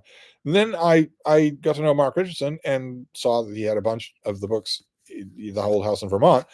And I thought, well, this is worth a re-examination. And then I did. I reread the first 2 and really liked them, but I didn't change my opinion of them being really good, well put together adventure stories. And then I realized that Mark isn't saying anything more than that either. He just really likes them. That's the wonder of BookTube, is that you could take somebody's enthusiasm for something and it will suddenly revive enthusiasm for you without changing your mind. Yes, about the essences of what they are. I loved it. I felt like I was adding Clive Cussler without revising my opinion on him. Yesy News says, I watched your video on historical dramas and I decided to watch The Lion in Winter. It's now one of my favorite movies, but something about the ending rubs me the wrong way and I'm not sure why. What part of the ending? The very ending? The last scene? Oh my, should have been here last week. I don't know how many times David and I watched that scene. Or do you mean the scene in the wine cellar before the last scene? Either way, both are great. I don't know. Can't imagine what would rub you the wrong way. Rhodesy Royalist says, "Oh, Steve, why catch me out with the Omar Sharif?" You're right. I didn't want to. I wasn't rubbing your nose in it. I didn't mention any details. I really should have mentioned it, especially because he and many of the characters says my first name when you cross the 10,000 K. Okay, I don't understand the reason, but nevertheless, he's wonderful in the movie. NP Hunt says, I think we should start a drinking game for every time Steve mentions any of the Thomases from the Tudor court. Yes. And remember, Katie Book says, Akira to Katie Book says, they're all named Thomas. They are pretty much all named Thomas, yes. There was even a really good uh, study of Henry's court uh, that was just a study of I think 6 different Thomases. Can I go through them all? There was Thomas Norfolk, Thomas Wolsey, Thomas Cromwell, Thomas Cranmer, and 2 others. The author had no trouble in coming up with 6 major. I don't remember the other 2. Thomas Audley. I feel like there's a big one I'm leaving out. But anyway, yeah, they're all named Thomas. Rhodesy says Vigo had an interesting story about Sharif dazzling his mother, kissed hand at the premiere of the front of his stepfather. She had a crush on Sharif all her life. Stepfather was ready to kill. Well, killing is about all you're gonna be able to do. There's not a man alive who wouldn't have been made to look like an absolute stuttering fool when it comes to being suave to a woman in front of Omar Sharif. He beats the game. He beats the house every time. Siva Bronstein says, but Italo Calvino was one of Gore Vidal's favorite writers and his close friend. I knew it. Vidal himself was a dude, bro. Vidal himself was not a dude, bro. But there is your statement has two halves to it. The second half is Vidal was a dude, bro author. That is not true. But one of the two halves is definitely untrue. It's not that. Tolstoy 111 says you recently mentioned Kenneth Clark. It won't surprise you to learn that the last time the BBC ran Civilization, they trotted out Mary Beard to apologize to the audience for such outdated views. Probably she was on every 15 minutes to apologize. I didn't see that. But yeah, it doesn't surprise me at all to learn. I'm amazed that they would do it at all, except it's such a moneymaker for them.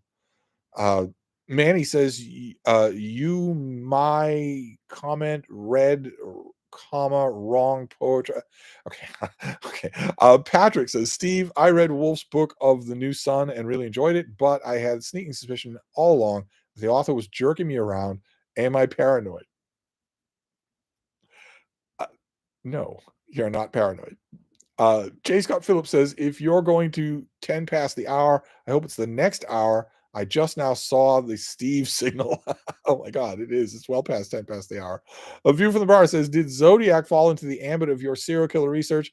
Any new thoughts about him? If so, the Zodiac killer did, of course, fall into the ambit of my serial killer research, which looks like it could be reviving, horrifyingly.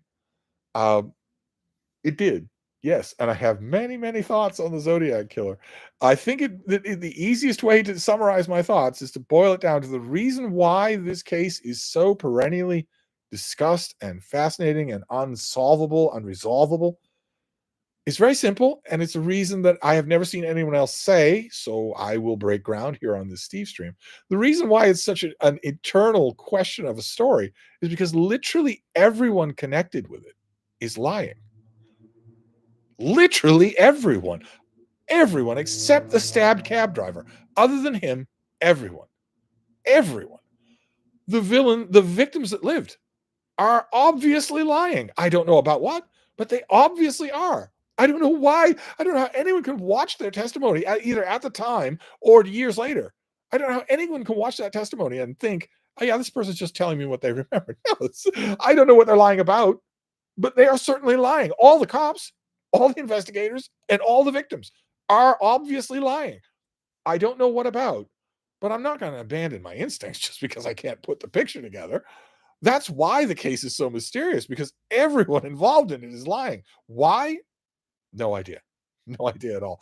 The closest thing I can come, since you asked, the closest thing I can come to, I don't know the reason why they're all lying. I have no idea. The closest thing I can come to a reason is that one of the surviving victims is the killer and just does not want that known, since there's no statute of limitations on murder. Uh, that's the only the only possible explanation I can come up with. NP Hunt says, my wife's a trained dog groomer and wants me to train up to start our own business. Any advice that would help with that kind of area? I definitely always think to put the dog first, but anything else? God, I wouldn't. I wouldn't know. I wouldn't have the faintest idea. Sorry, I mean, I know it's dog connected. I wouldn't have the faintest idea. I not even a suggestion of what to do. I don't even know what I would suggest. Uh, Manny says, after seeing both you and Charlotte Bronte compare Thackeray to Fielding, I can't wait to check out Fielding's Jones as soon as I can. Tom Jones is wonderful. Aslan says, is The Anatomy of Melancholy worth the time investment? No. No, it isn't. No, it isn't. And I know that every dude bro in the world would disagree with me about that. But the thing is, it disappointed all of them, because they sank 6 months into reading that thing, into wading through that big, thick Library of America volume. And when they finished, there were still women in the world. What a bitter disappointment. So it's never pleased them either. Siva Bronchi says, if not sincere, how does Scott Galloway strike you? What's his motivation? He's a grifter. Uh, uh, Grace Alexander says, hi, Sam, but I'm not Sam. David Bergen says, do you have a favorite book that is not in the Western canon? Oh, plenty. Yeah. The Western canon sort of dies around World War One. So anything after that isn't in the Western canon. And there are plenty of things there that I love almost as much as I love things that are in the canon. Uh, but in terms of things that aren't, well,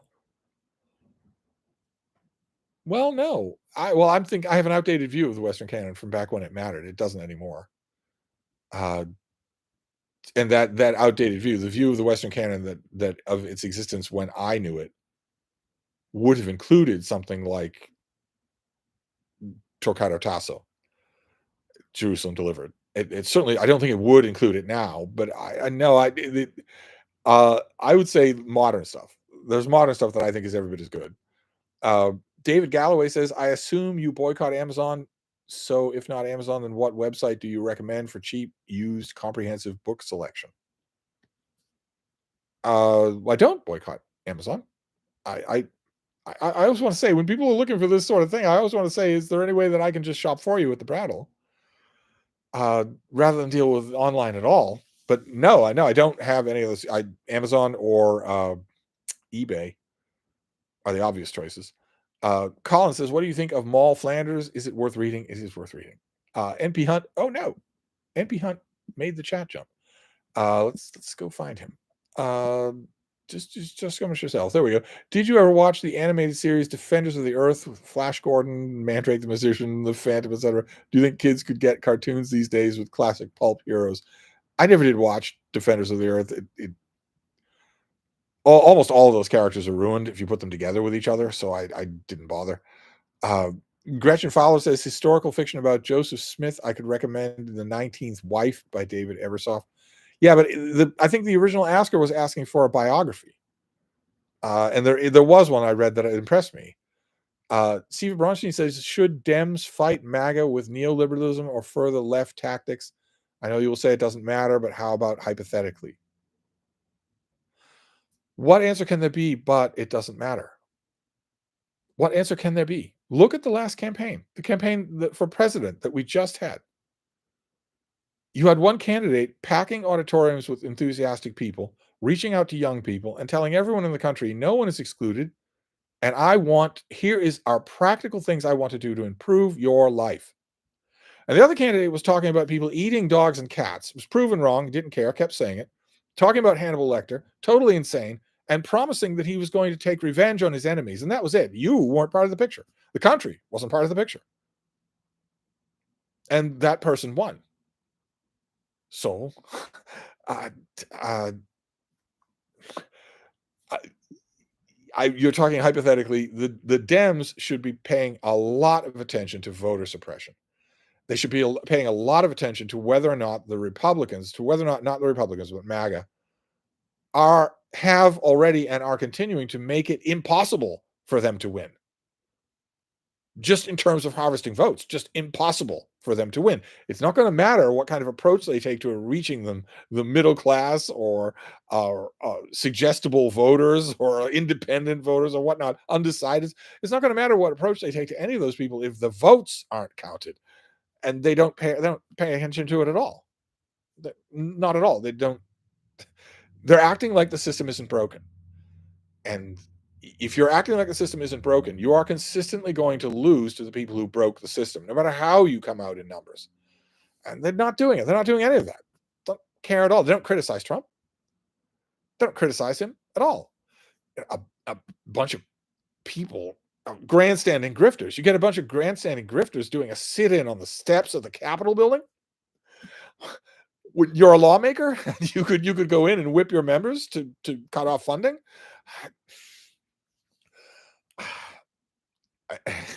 I don't think there's a hypothetical here. I mean, you can talk fantasy, but I don't think there is. Rasmus says, thoughts on James Branch Cable? It's not really a chat question. I don't have just one thought on the author. Aslan says, I don't usually do booktube events, but last nonfiction November got me into reading history. Booktube events are wonderful. They're wonderful. I think they're all wonderful. I don't participate in all of them, but I think they're all wonderful. But the big juggernaut events, those are amazing. You've suddenly got dozens and dozens of voices, all in the same boat, all having the same kind of fun, even when they're not reading the same books. That's just wonderful. This summer you have from June, July, and August, you have Book Trek, just to read in the Book Trek in the Star Trek universe, or read science books. Uh, in June, you've got June on the Range. In May, July, you've got Rocket Summer. In August, you've got the Mighty Garb August. Those and September, Sumerian September. You've got just this row of really great events that really do bring out the best in the community aspect of BookTube. Uh, Street Medic, the best animated series of all time, is the original Johnny Quest. Okay, all right. So I see you haven't been idle at that bar. That's good.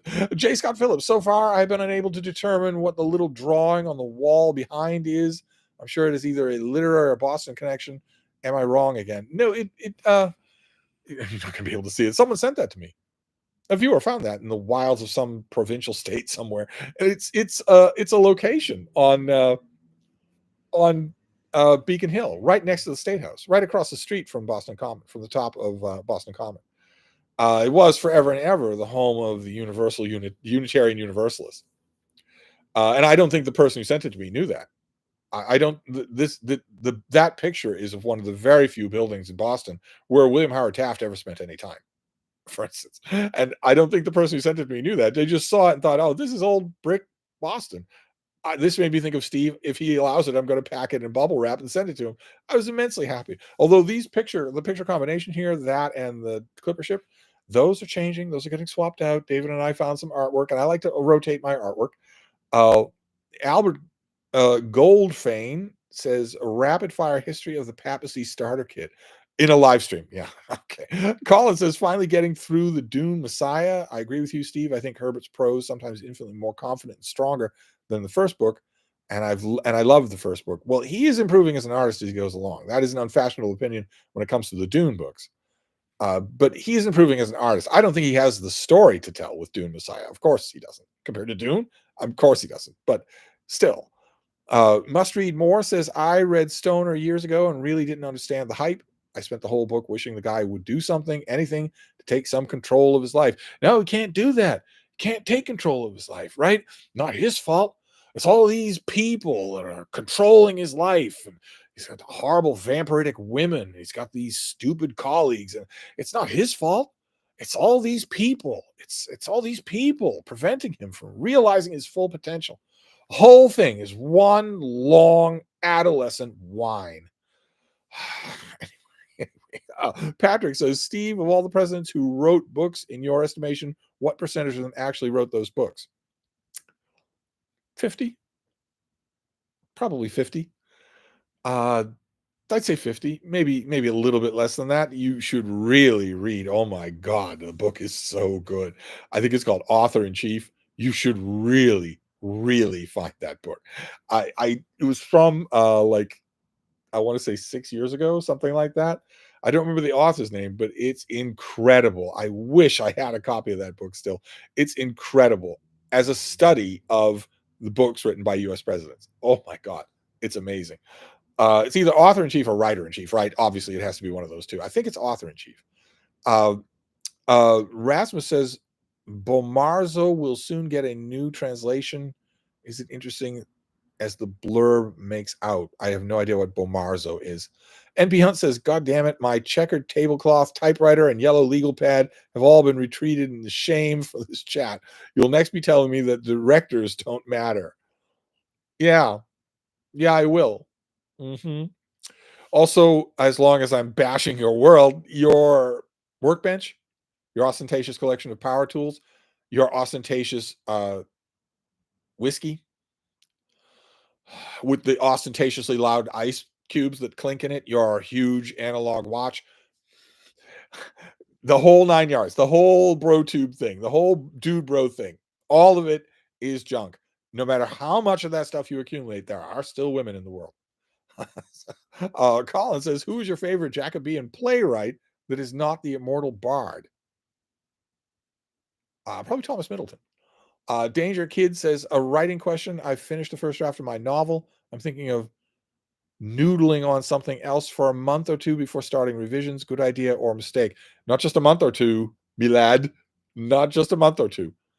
I have two instructions for you, and they aren't suggestions. They are instructions. Take the manuscript of your novel, put it in an envelope, and stuff the envelope somewhere, and don't look at it again until Christmas. Christmas. Don't even look at it again until then. That's instruction number 1. And instruction number 2 is don't noodle. Start another novel right now. Start another novel tonight. Pretend that you didn't write the first one. Let it marinate. Don't look at it again until you are a different writer. What's the use of you as a writer looking over a book that is written by you as a writer? None. There's no use in that at all. Wait until you are a different writer. By Christmas, you will be. And have that writer look over that text. In the meantime, write another book. So there you go. Jacob Tyler says, "Hi, Steve. I'm 260 pages into The Tunnel by William Cass. I was enjoying it for the first 200, but it seemed to drag on for me. Is it worth sticking out or DNFing? Please part with your infinite wisdom. Dump it." Rodency Royalist says, "Steve, have you come across the crazy Puritan Protestant YouTuber who goes by City Tutoring Math?" Good Lord. No, I have not. No, I have not.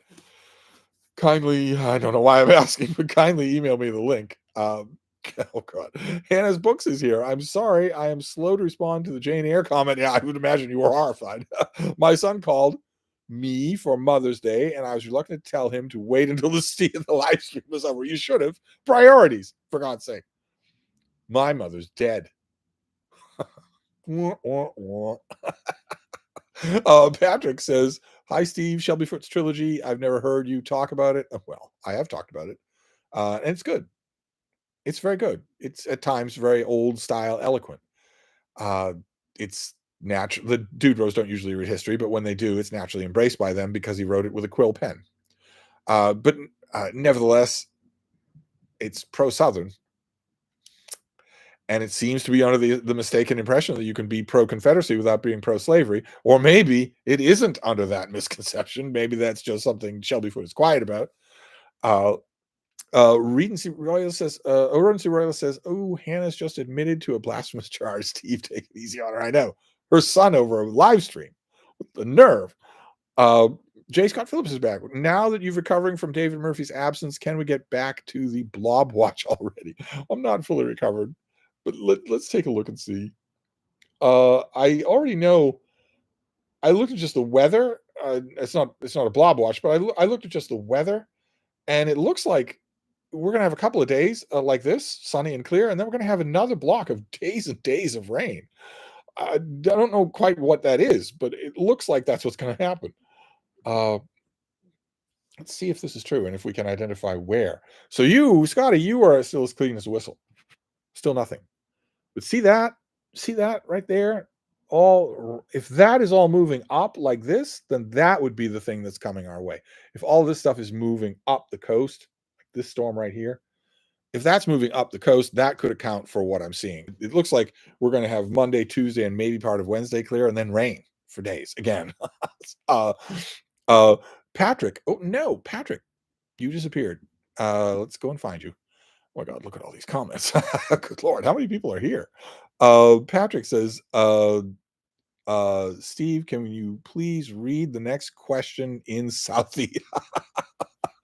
Why? Why would you want to hear that? uh, uh, well, I can't if you want. It would be poor Damien who would get that read in Southie. Not sure if you got my email, buddy, but thanks for prompting just posted my first booktube review. Cheers. Uh, and my response to that, if I were in Southie, is something I'm not going to say on camera. Let's go do something to yourself. NP Hunt says, "Absolutely agree with the Zodiac Killer. Literally everyone is lying about something. Maybe it's all different things. Maybe it's that there was a Zodiac Killer to begin with." I've never heard anyone say it. I think it's absolutely. I didn't know it. I didn't study these things before I was paid to. I've never heard anyone say it. And I think it's utterly unavoidable when you look at YouTube documentaries. Go into it completely blind. Try and forget what I said and listen to, well, I don't even know. The guy who was in the car who was shot through the head. It obviously did brain damage to him, but he's also lying. The kid, the very good-looking kid who survived being stabbed multiple times, he's interviewed in his hospital bed. He is clearly lying. I don't know what about, but he clearly is lying. And that same kid is interviewed decades later as a distinguished looking old man. He's still lying. The cops? Oh, for God's sake. Sorry, anyway, uh, J. Scott Phillips says, "Speaking of the Western canon, when will you get your 20th century update?" I know. I should do the end of World War II to the end of the American experiment, 1945 to 1975. That is a neat, discrete time period. I should do that. Now that it has an endpoint as well, I should do that. Steve Patrick says, "Steve, how did Barnes and Noble stores stack up against B. Dalton? They tended to be much bigger. There was a little Barnes and Noble over in Copley here in Boston for a while that was just one room. It wasn't big at all. It was just off the sidewalk. But usually they tended to be bigger, especially once the superstore mentality infected the whole chain. Then you would get whole warehouse buildings. You would get multiple floors. Whereas B. Dalton tended to be a more restrained environment, tended to be. There wasn't much of a difference otherwise, I don't think. Manny says, "Yeah, I thought Vanity Fair was brilliant and can see why you put it on your top 100. So if Tom Jones is anything like the charming parts of Vanity Fair, I'm sure it will be a delightful summer read. It will be." Sid says, "Steve, some experts are now claiming that instead of Smallville, Superboy grew up in Keokuk, Iowa. Might this be true? I can't imagine." David Bergen says, "What is your current soup to nuts one volume on ancient Rome? SPQR." No, it's not SPQR. No, I don't think that really works as a soup to nuts of ancient Rome. I don't think it does. There is a book. I'm never going to remember the author's name.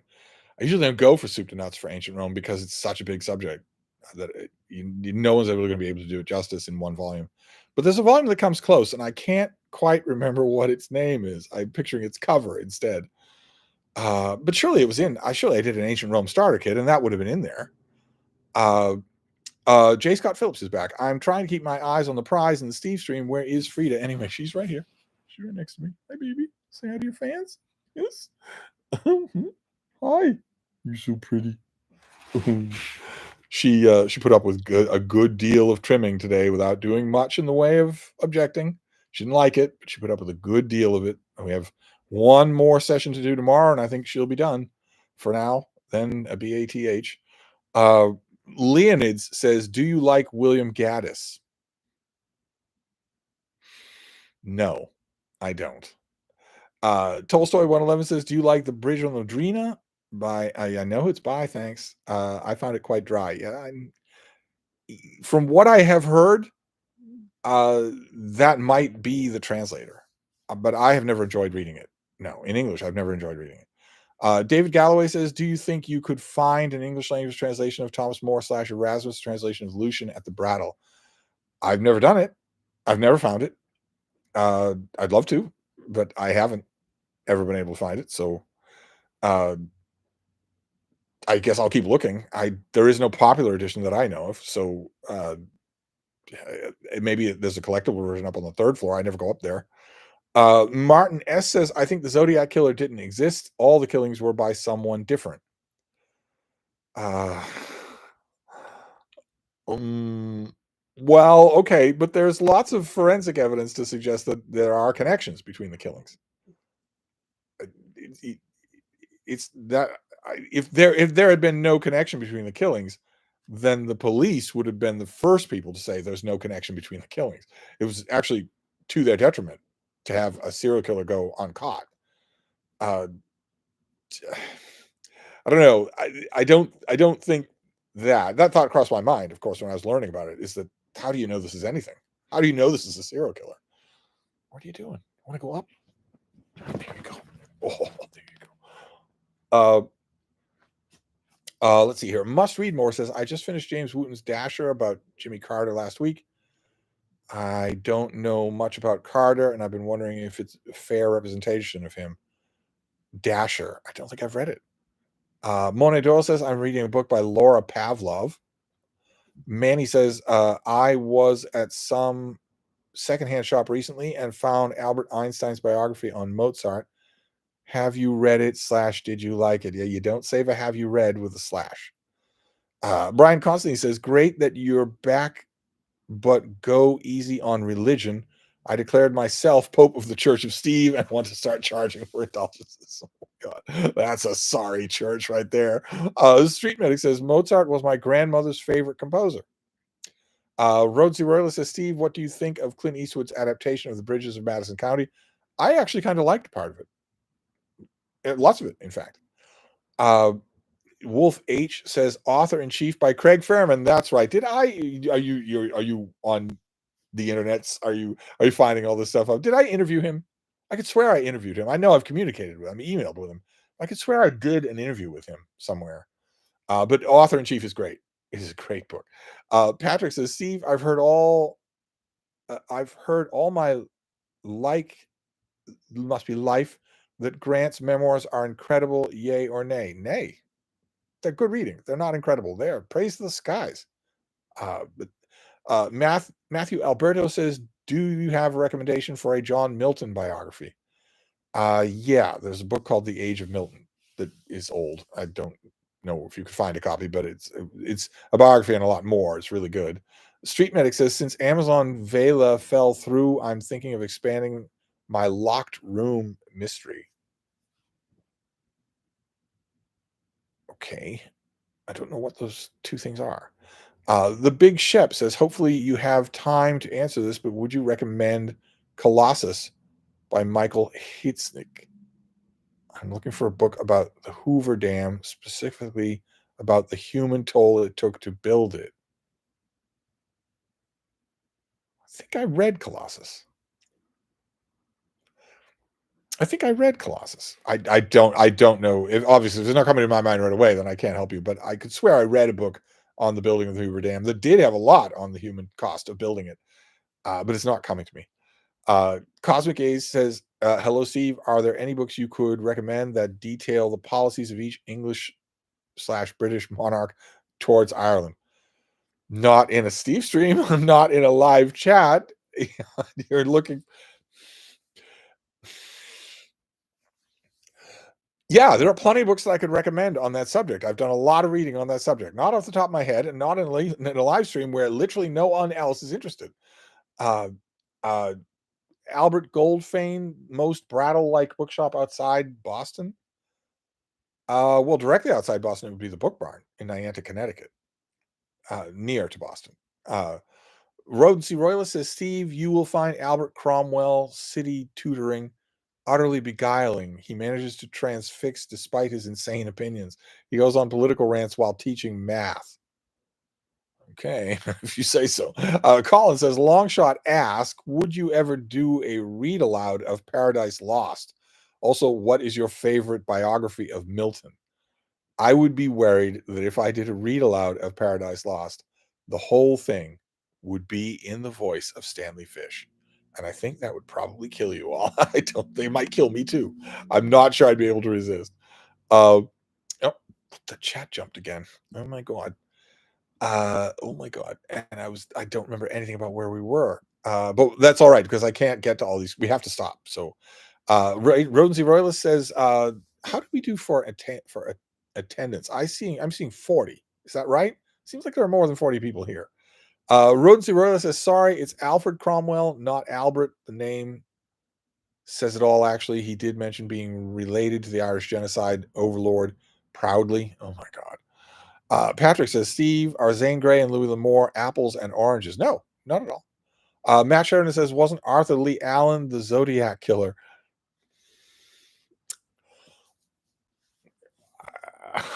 I don't think so. Cosmic A says, is the newer Black Penguin edition of Rosemary Edmonds' War and Peace out of print? I can only find the older yellow Penguin version. Also, does the Edmonds version translate the French on page?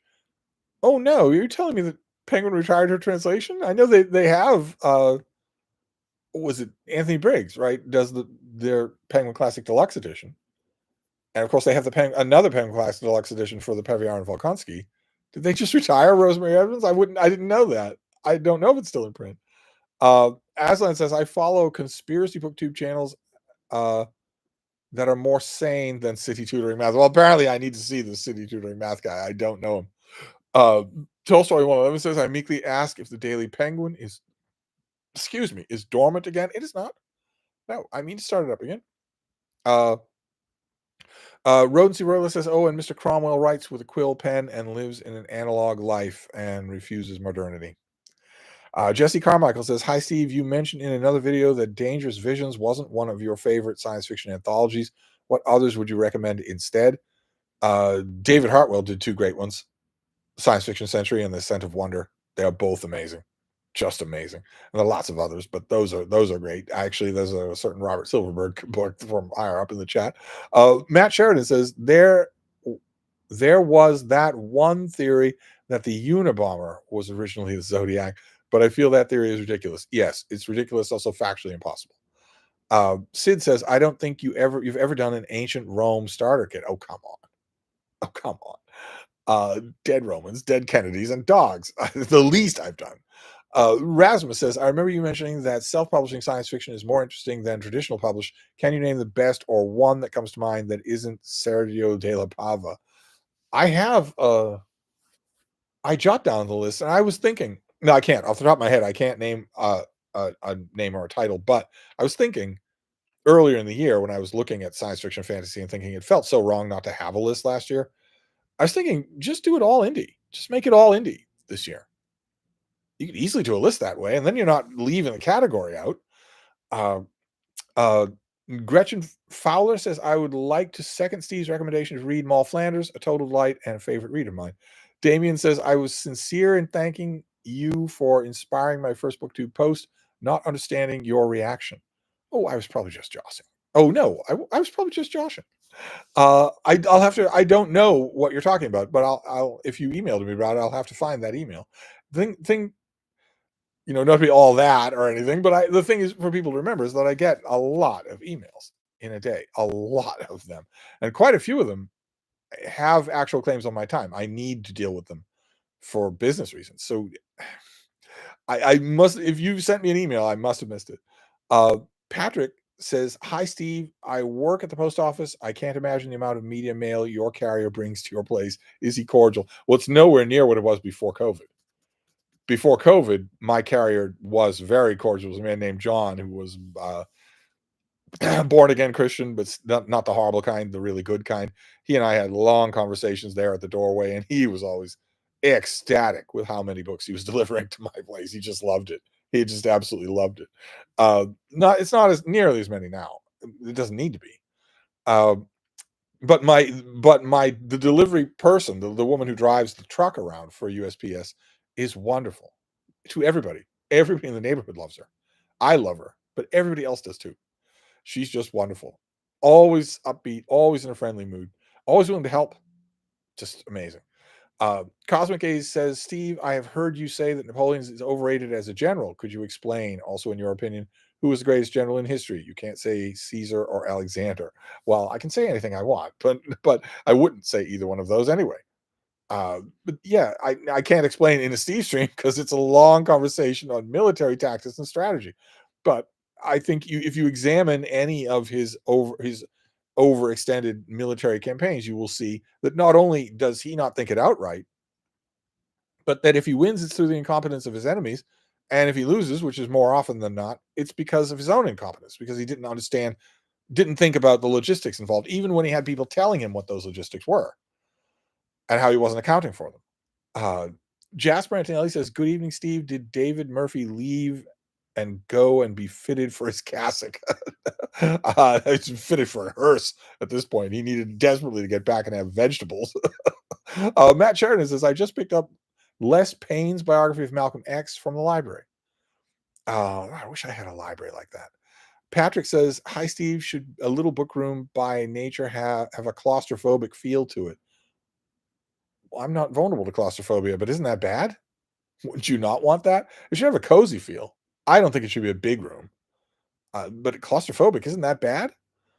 SM says, Hi, Steve. Does it bother you if people email you asking for recommendations or on YouTube? It doesn't bother me, no. The email doesn't bother me. It's the expectation that does. I get a lot of emails in a day, a lot of them. And I know that I talk all the time about being a lonely old shut in who spends all day on his couch reading, but I do also do stuff. I didn't this week because I had a guest. But in other words, an emailer has to understand that. Uh, They have to understand, 1, that your email is not you hitting the right buttons on a vending machine. So if you ask me 4 questions and I respond to one of them, your response should not be, "That's great. What about my other 3 questions?" That's a guaranteed way not to hear from me again. 2, uh, a 5,000 word email, I'm simply not going to respond to it. You're never going to hear from it again. I've also found that oftentimes my email will strain out anything that has a link in it. That'll just go to trash or spam or something like that, and I won't even see it.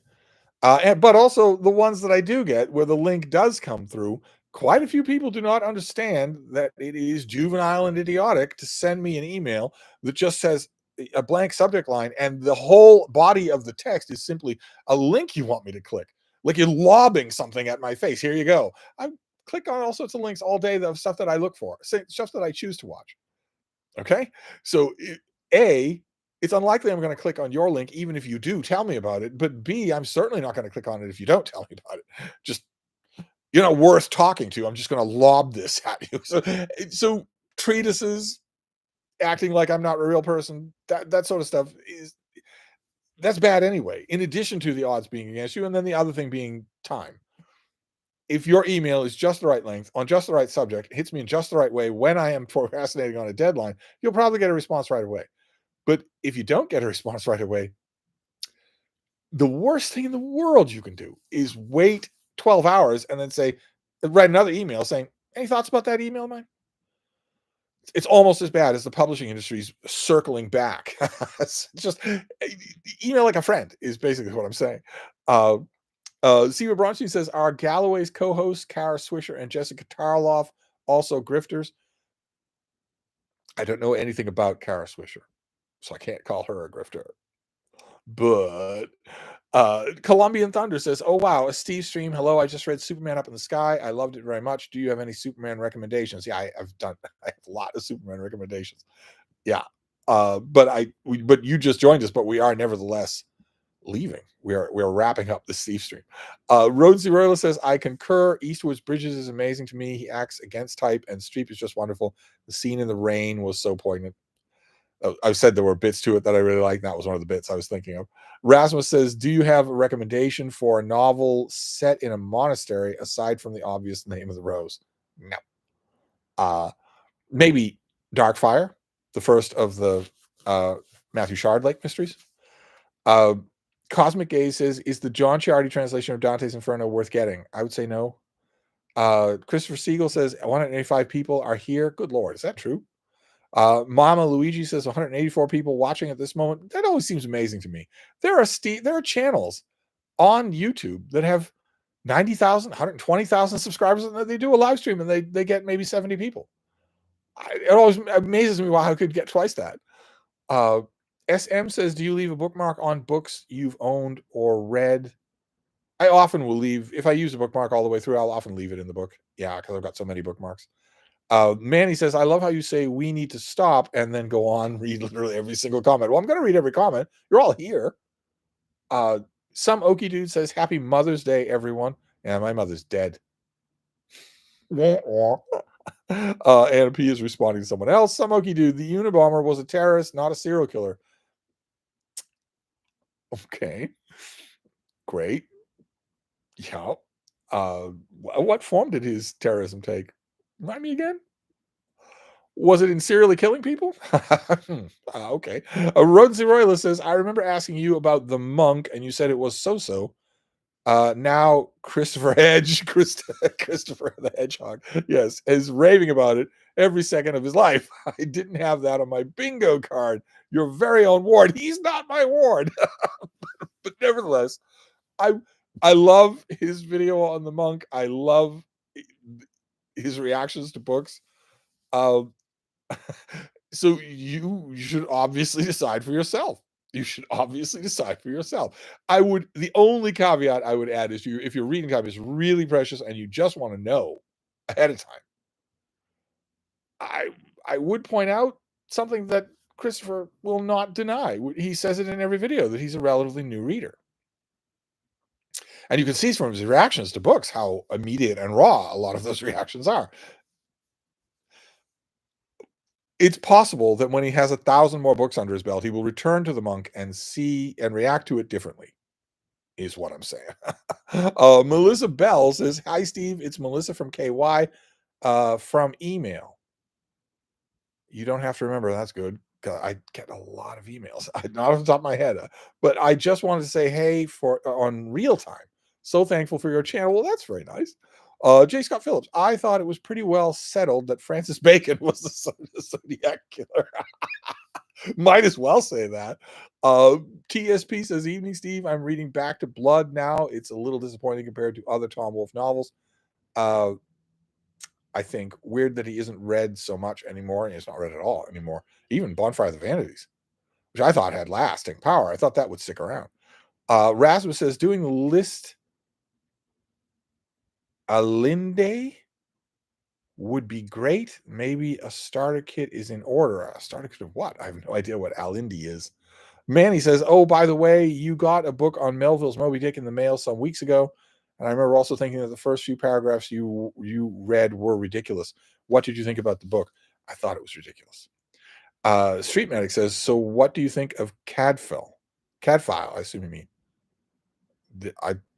I love the series. I absolutely love it. I'm due for a reread. Monet Doyle says, it's raining in Atlanta. Oh my. A rainy night in Georgia. Cosmic Ace says, Steve, I keep getting hardcover books with cracked hinges. Any advice? There's this thing called e-reading. So yeah, I do have advice. Tootle on over to Amazon Marketplace or to Facebook or to Kindle or to eBay and buy yourself a $50 Kindle. That's my advice. Once you've got it and once you know how to work and how to add things to it, I'll be happy to bombard you with ebooks.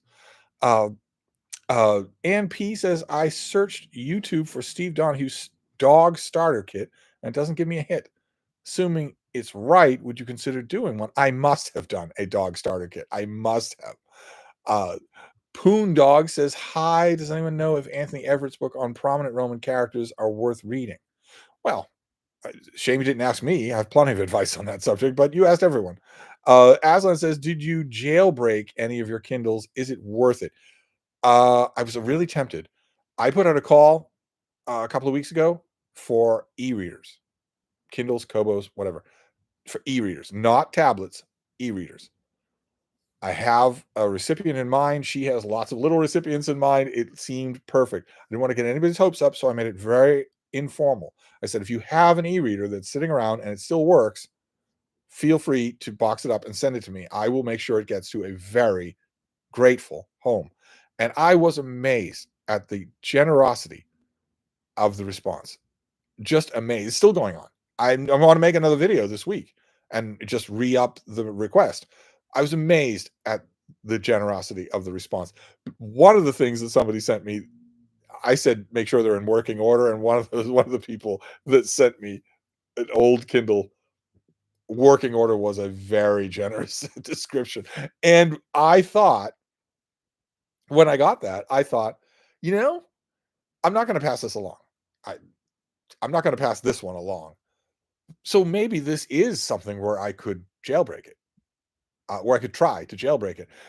I never tried it before. I would love to try it and see what I could do, see what it can do when I'm done with it. SM says, will you do Dune in June this year? Oh, that's right. Dune in June we did. Should we do it again? What would we do? You could all indulge me. We could do a very granular read along of God Emperor. That would be really nice. I wouldn't object to that. Rodensey says, what do you think of Werner Herzog's writing / books? Never read him. Love the films. Okay. Well, if you love the films, you'll probably love his books. That's the diplomatic way to say that. Jasper says, Steve, when are you having Pope Leo the 14th over for wine and calzones? He's not the next guest on the roster. Aslan says, Frida is being very cute behind you. Yes, she is. She's being very adorable. She's just there underneath the pillow. Maybe you want to see her face, right? They want to see your face, baby. You don't care. There you go. Matt Sheridan says, Steve, did you get a chance to watch Sinners? No, I haven't done it yet. Rodensey says, do you think Leaf by Leaf is a dude bro? You have said you aren't a fan of his channel. I understand why with his tastes, but I wouldn't say he's a dude bro personally. He does read women. Okay. Uh, oh, it's not just women, right? That distinguishes a dude bro. It's not just women. The main thing when it comes to dude bro literature, when it comes to dude bro books, is are they actually reading? I know it's got this bound thing with paste and paper, and they're turning pages, but are they actually reading? Or are they looking for basically looking for the intellectual Pokemon? You could be right. Martin S says I had to repurchase my Mosby Evans War and Peace by eBay. It's very sad for me to think they're not running her book anymore. It made them mint.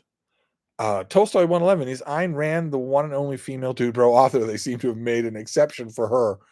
Yeah, yeah. Oh, the chat jumped again. Oh my god. But we have that's okay. We have to stop. We have to wrap up this chat. I'm sorry. I'm enjoying myself, but we do have to do it. At least it didn't stop on its own. Where were we? Poon Dog. Okay, Steve, what's your opinion on Anthony Everett's books? They're very good. Street Medic says, has anybody else noticed you never see Steve and Max Headroom together? Some Okie dude says, what's wrong with Leaf by Leaf? I don't have that kind of time. Colombian Thunder says, shame I was late to the stream. Have a wonderful night. I will be reading MFK Fisher. Oh, how nice. How nice. I'm pretty sure, I could be wrong, but I'm pretty sure that it's Mark Twain for me all night. Mark Twain and about Mark Twain. Literary criticism from my wall about Mark Twain. Some Okie Dude says, is June on the Range happening this year? Oh my God, yes it is. Yes, it is. The announcement videos will come out next week. I'm one of the co-hosts again with a great posse of co-hosts. Yeah, June on the Range is happening. Definitely read some Westerns in June. Rodensy says, do you like dark chocolate percentages? If so, not particularly, no. Rasmus says, it would be great if you did your list of only composed of indie books. Would also be great if you also covered the subject on your channel, since it seems impossible to sift through the garbage alone. Yeah, I've often thought of that. There's so much garbage, and yet there's quite a bit of it that's good. When I do reading roundups, things like that, when I do Friday reads or something on this channel, when I mention indie books, invariably they're the things that people email me about, saying, gee, thanks for that. I'd heard about some of the others, but I was never going to find anything good in the indie world. Maybe I should do that instead of the whole category of science fiction fantasy disappeared last year. It was all sequels or identity politics. All of it was. So maybe, since I don't think there's any chance that category is coming back, maybe I should do a new category for indie titles of all kinds. Just the 10 best indie books of the year that I've read. That's worth thinking about. Manny says, I saw a Dune video game got released today. Looks awful. Don't know anything about it. David Bergen says, do you prefer hardcover or paperback? There's a thing. There's a thing called an ebook. There's a thing called an ebook. Patrick says, Steve, my wife and I are thinking about going back to Martha's Vineyard for our 30th anniversary where we honeymooned. What are your thoughts? I think it's a wonderful idea. You can swing by here and pick us up. Constantine 666 says, hi Steve, I'm reading McPherson's Ossian. Do you think there's any basis in his poems being actually based on ancient works? No, none at all. HP says, any short book recommendations to give to a mother that doesn't love to read? Don't do it. Don't do it. I was thinking of Didion, Year of Magic. I don't do it. Don't do it. Just don't do it. Pick something else. Pick a thing that's not a book. Don't do it. You love it. I love it. You can't make somebody love it. All you're going to do is make the person feel bad, which is not what you want to do. Rodency Royalist says, okay, dunk on Herzog. Understandable. What about Cronenberg's novel Consumed? It stinks, and you know it does. It's just a conversation stopper. That's all it is. That's all it is. Mumble, general conversation, talking. A Cronenberg movie comes up. Oh, do you know he wrote a novel called Consumed? Everyone stops talking, and you chalk it up as a victory, and they're all hating you. It's not a victory. It's a major defeat. They're all still smiling. They're all still, after a long minute, they'll just all start to say, oh, no, never really heard of that. But they're never going to forget that you were the guy that did that. Never. They're never going to forget that. So don't do it. Uh, Karen P is the Good War a good read? I am not in the league of David Murphy on WW2. I wouldn't do it. And Mama Luigi is saying is laughing at Ayn Rand. Andrew Russell says, "Hi Steve, do you make of the whole Pulitzer Prize Purcell Everett controversy? I have not thought about it. It's there is no appeasing identity politics lunatics. There's no appeasing them. There's no pleasing them. So don't try. As far as I'm concerned, just don't try to do it." Uh, uh, all right. Rodency Royalist says, "Damn, hope you would be a dark chocolate fan. It's okay. You're probably a coffee bro anyway. 10 in the morning and 20 at night. Do I look to you like someone who needs artificial stimulation? I've never had coffee in my life. Do I look like I need it? Do I seem like I lack energy to you?" David Bergen says, "Okay, ebook it is. What's the best place to get DRM free pubs? Email me." Aslan says, but Project Gutenberg. Oh my God, there's an endless supply. Uh, Aslan says, "Speaking of Ayn Rand, what do you make of Invisible Doctrine and Secret History of Neoliberalism? I didn't think I had the right to comment on it. Most of it didn't make sense to me." Hannah's book says H.P. Love's mother might enjoy a book to protect her from bees. Oh my God. How did you remember that story? I didn't know I even told you that story. Uh, I didn't give me Saint Ma that book, though. Don't do it. If your mother's not a reader, don't give her a book.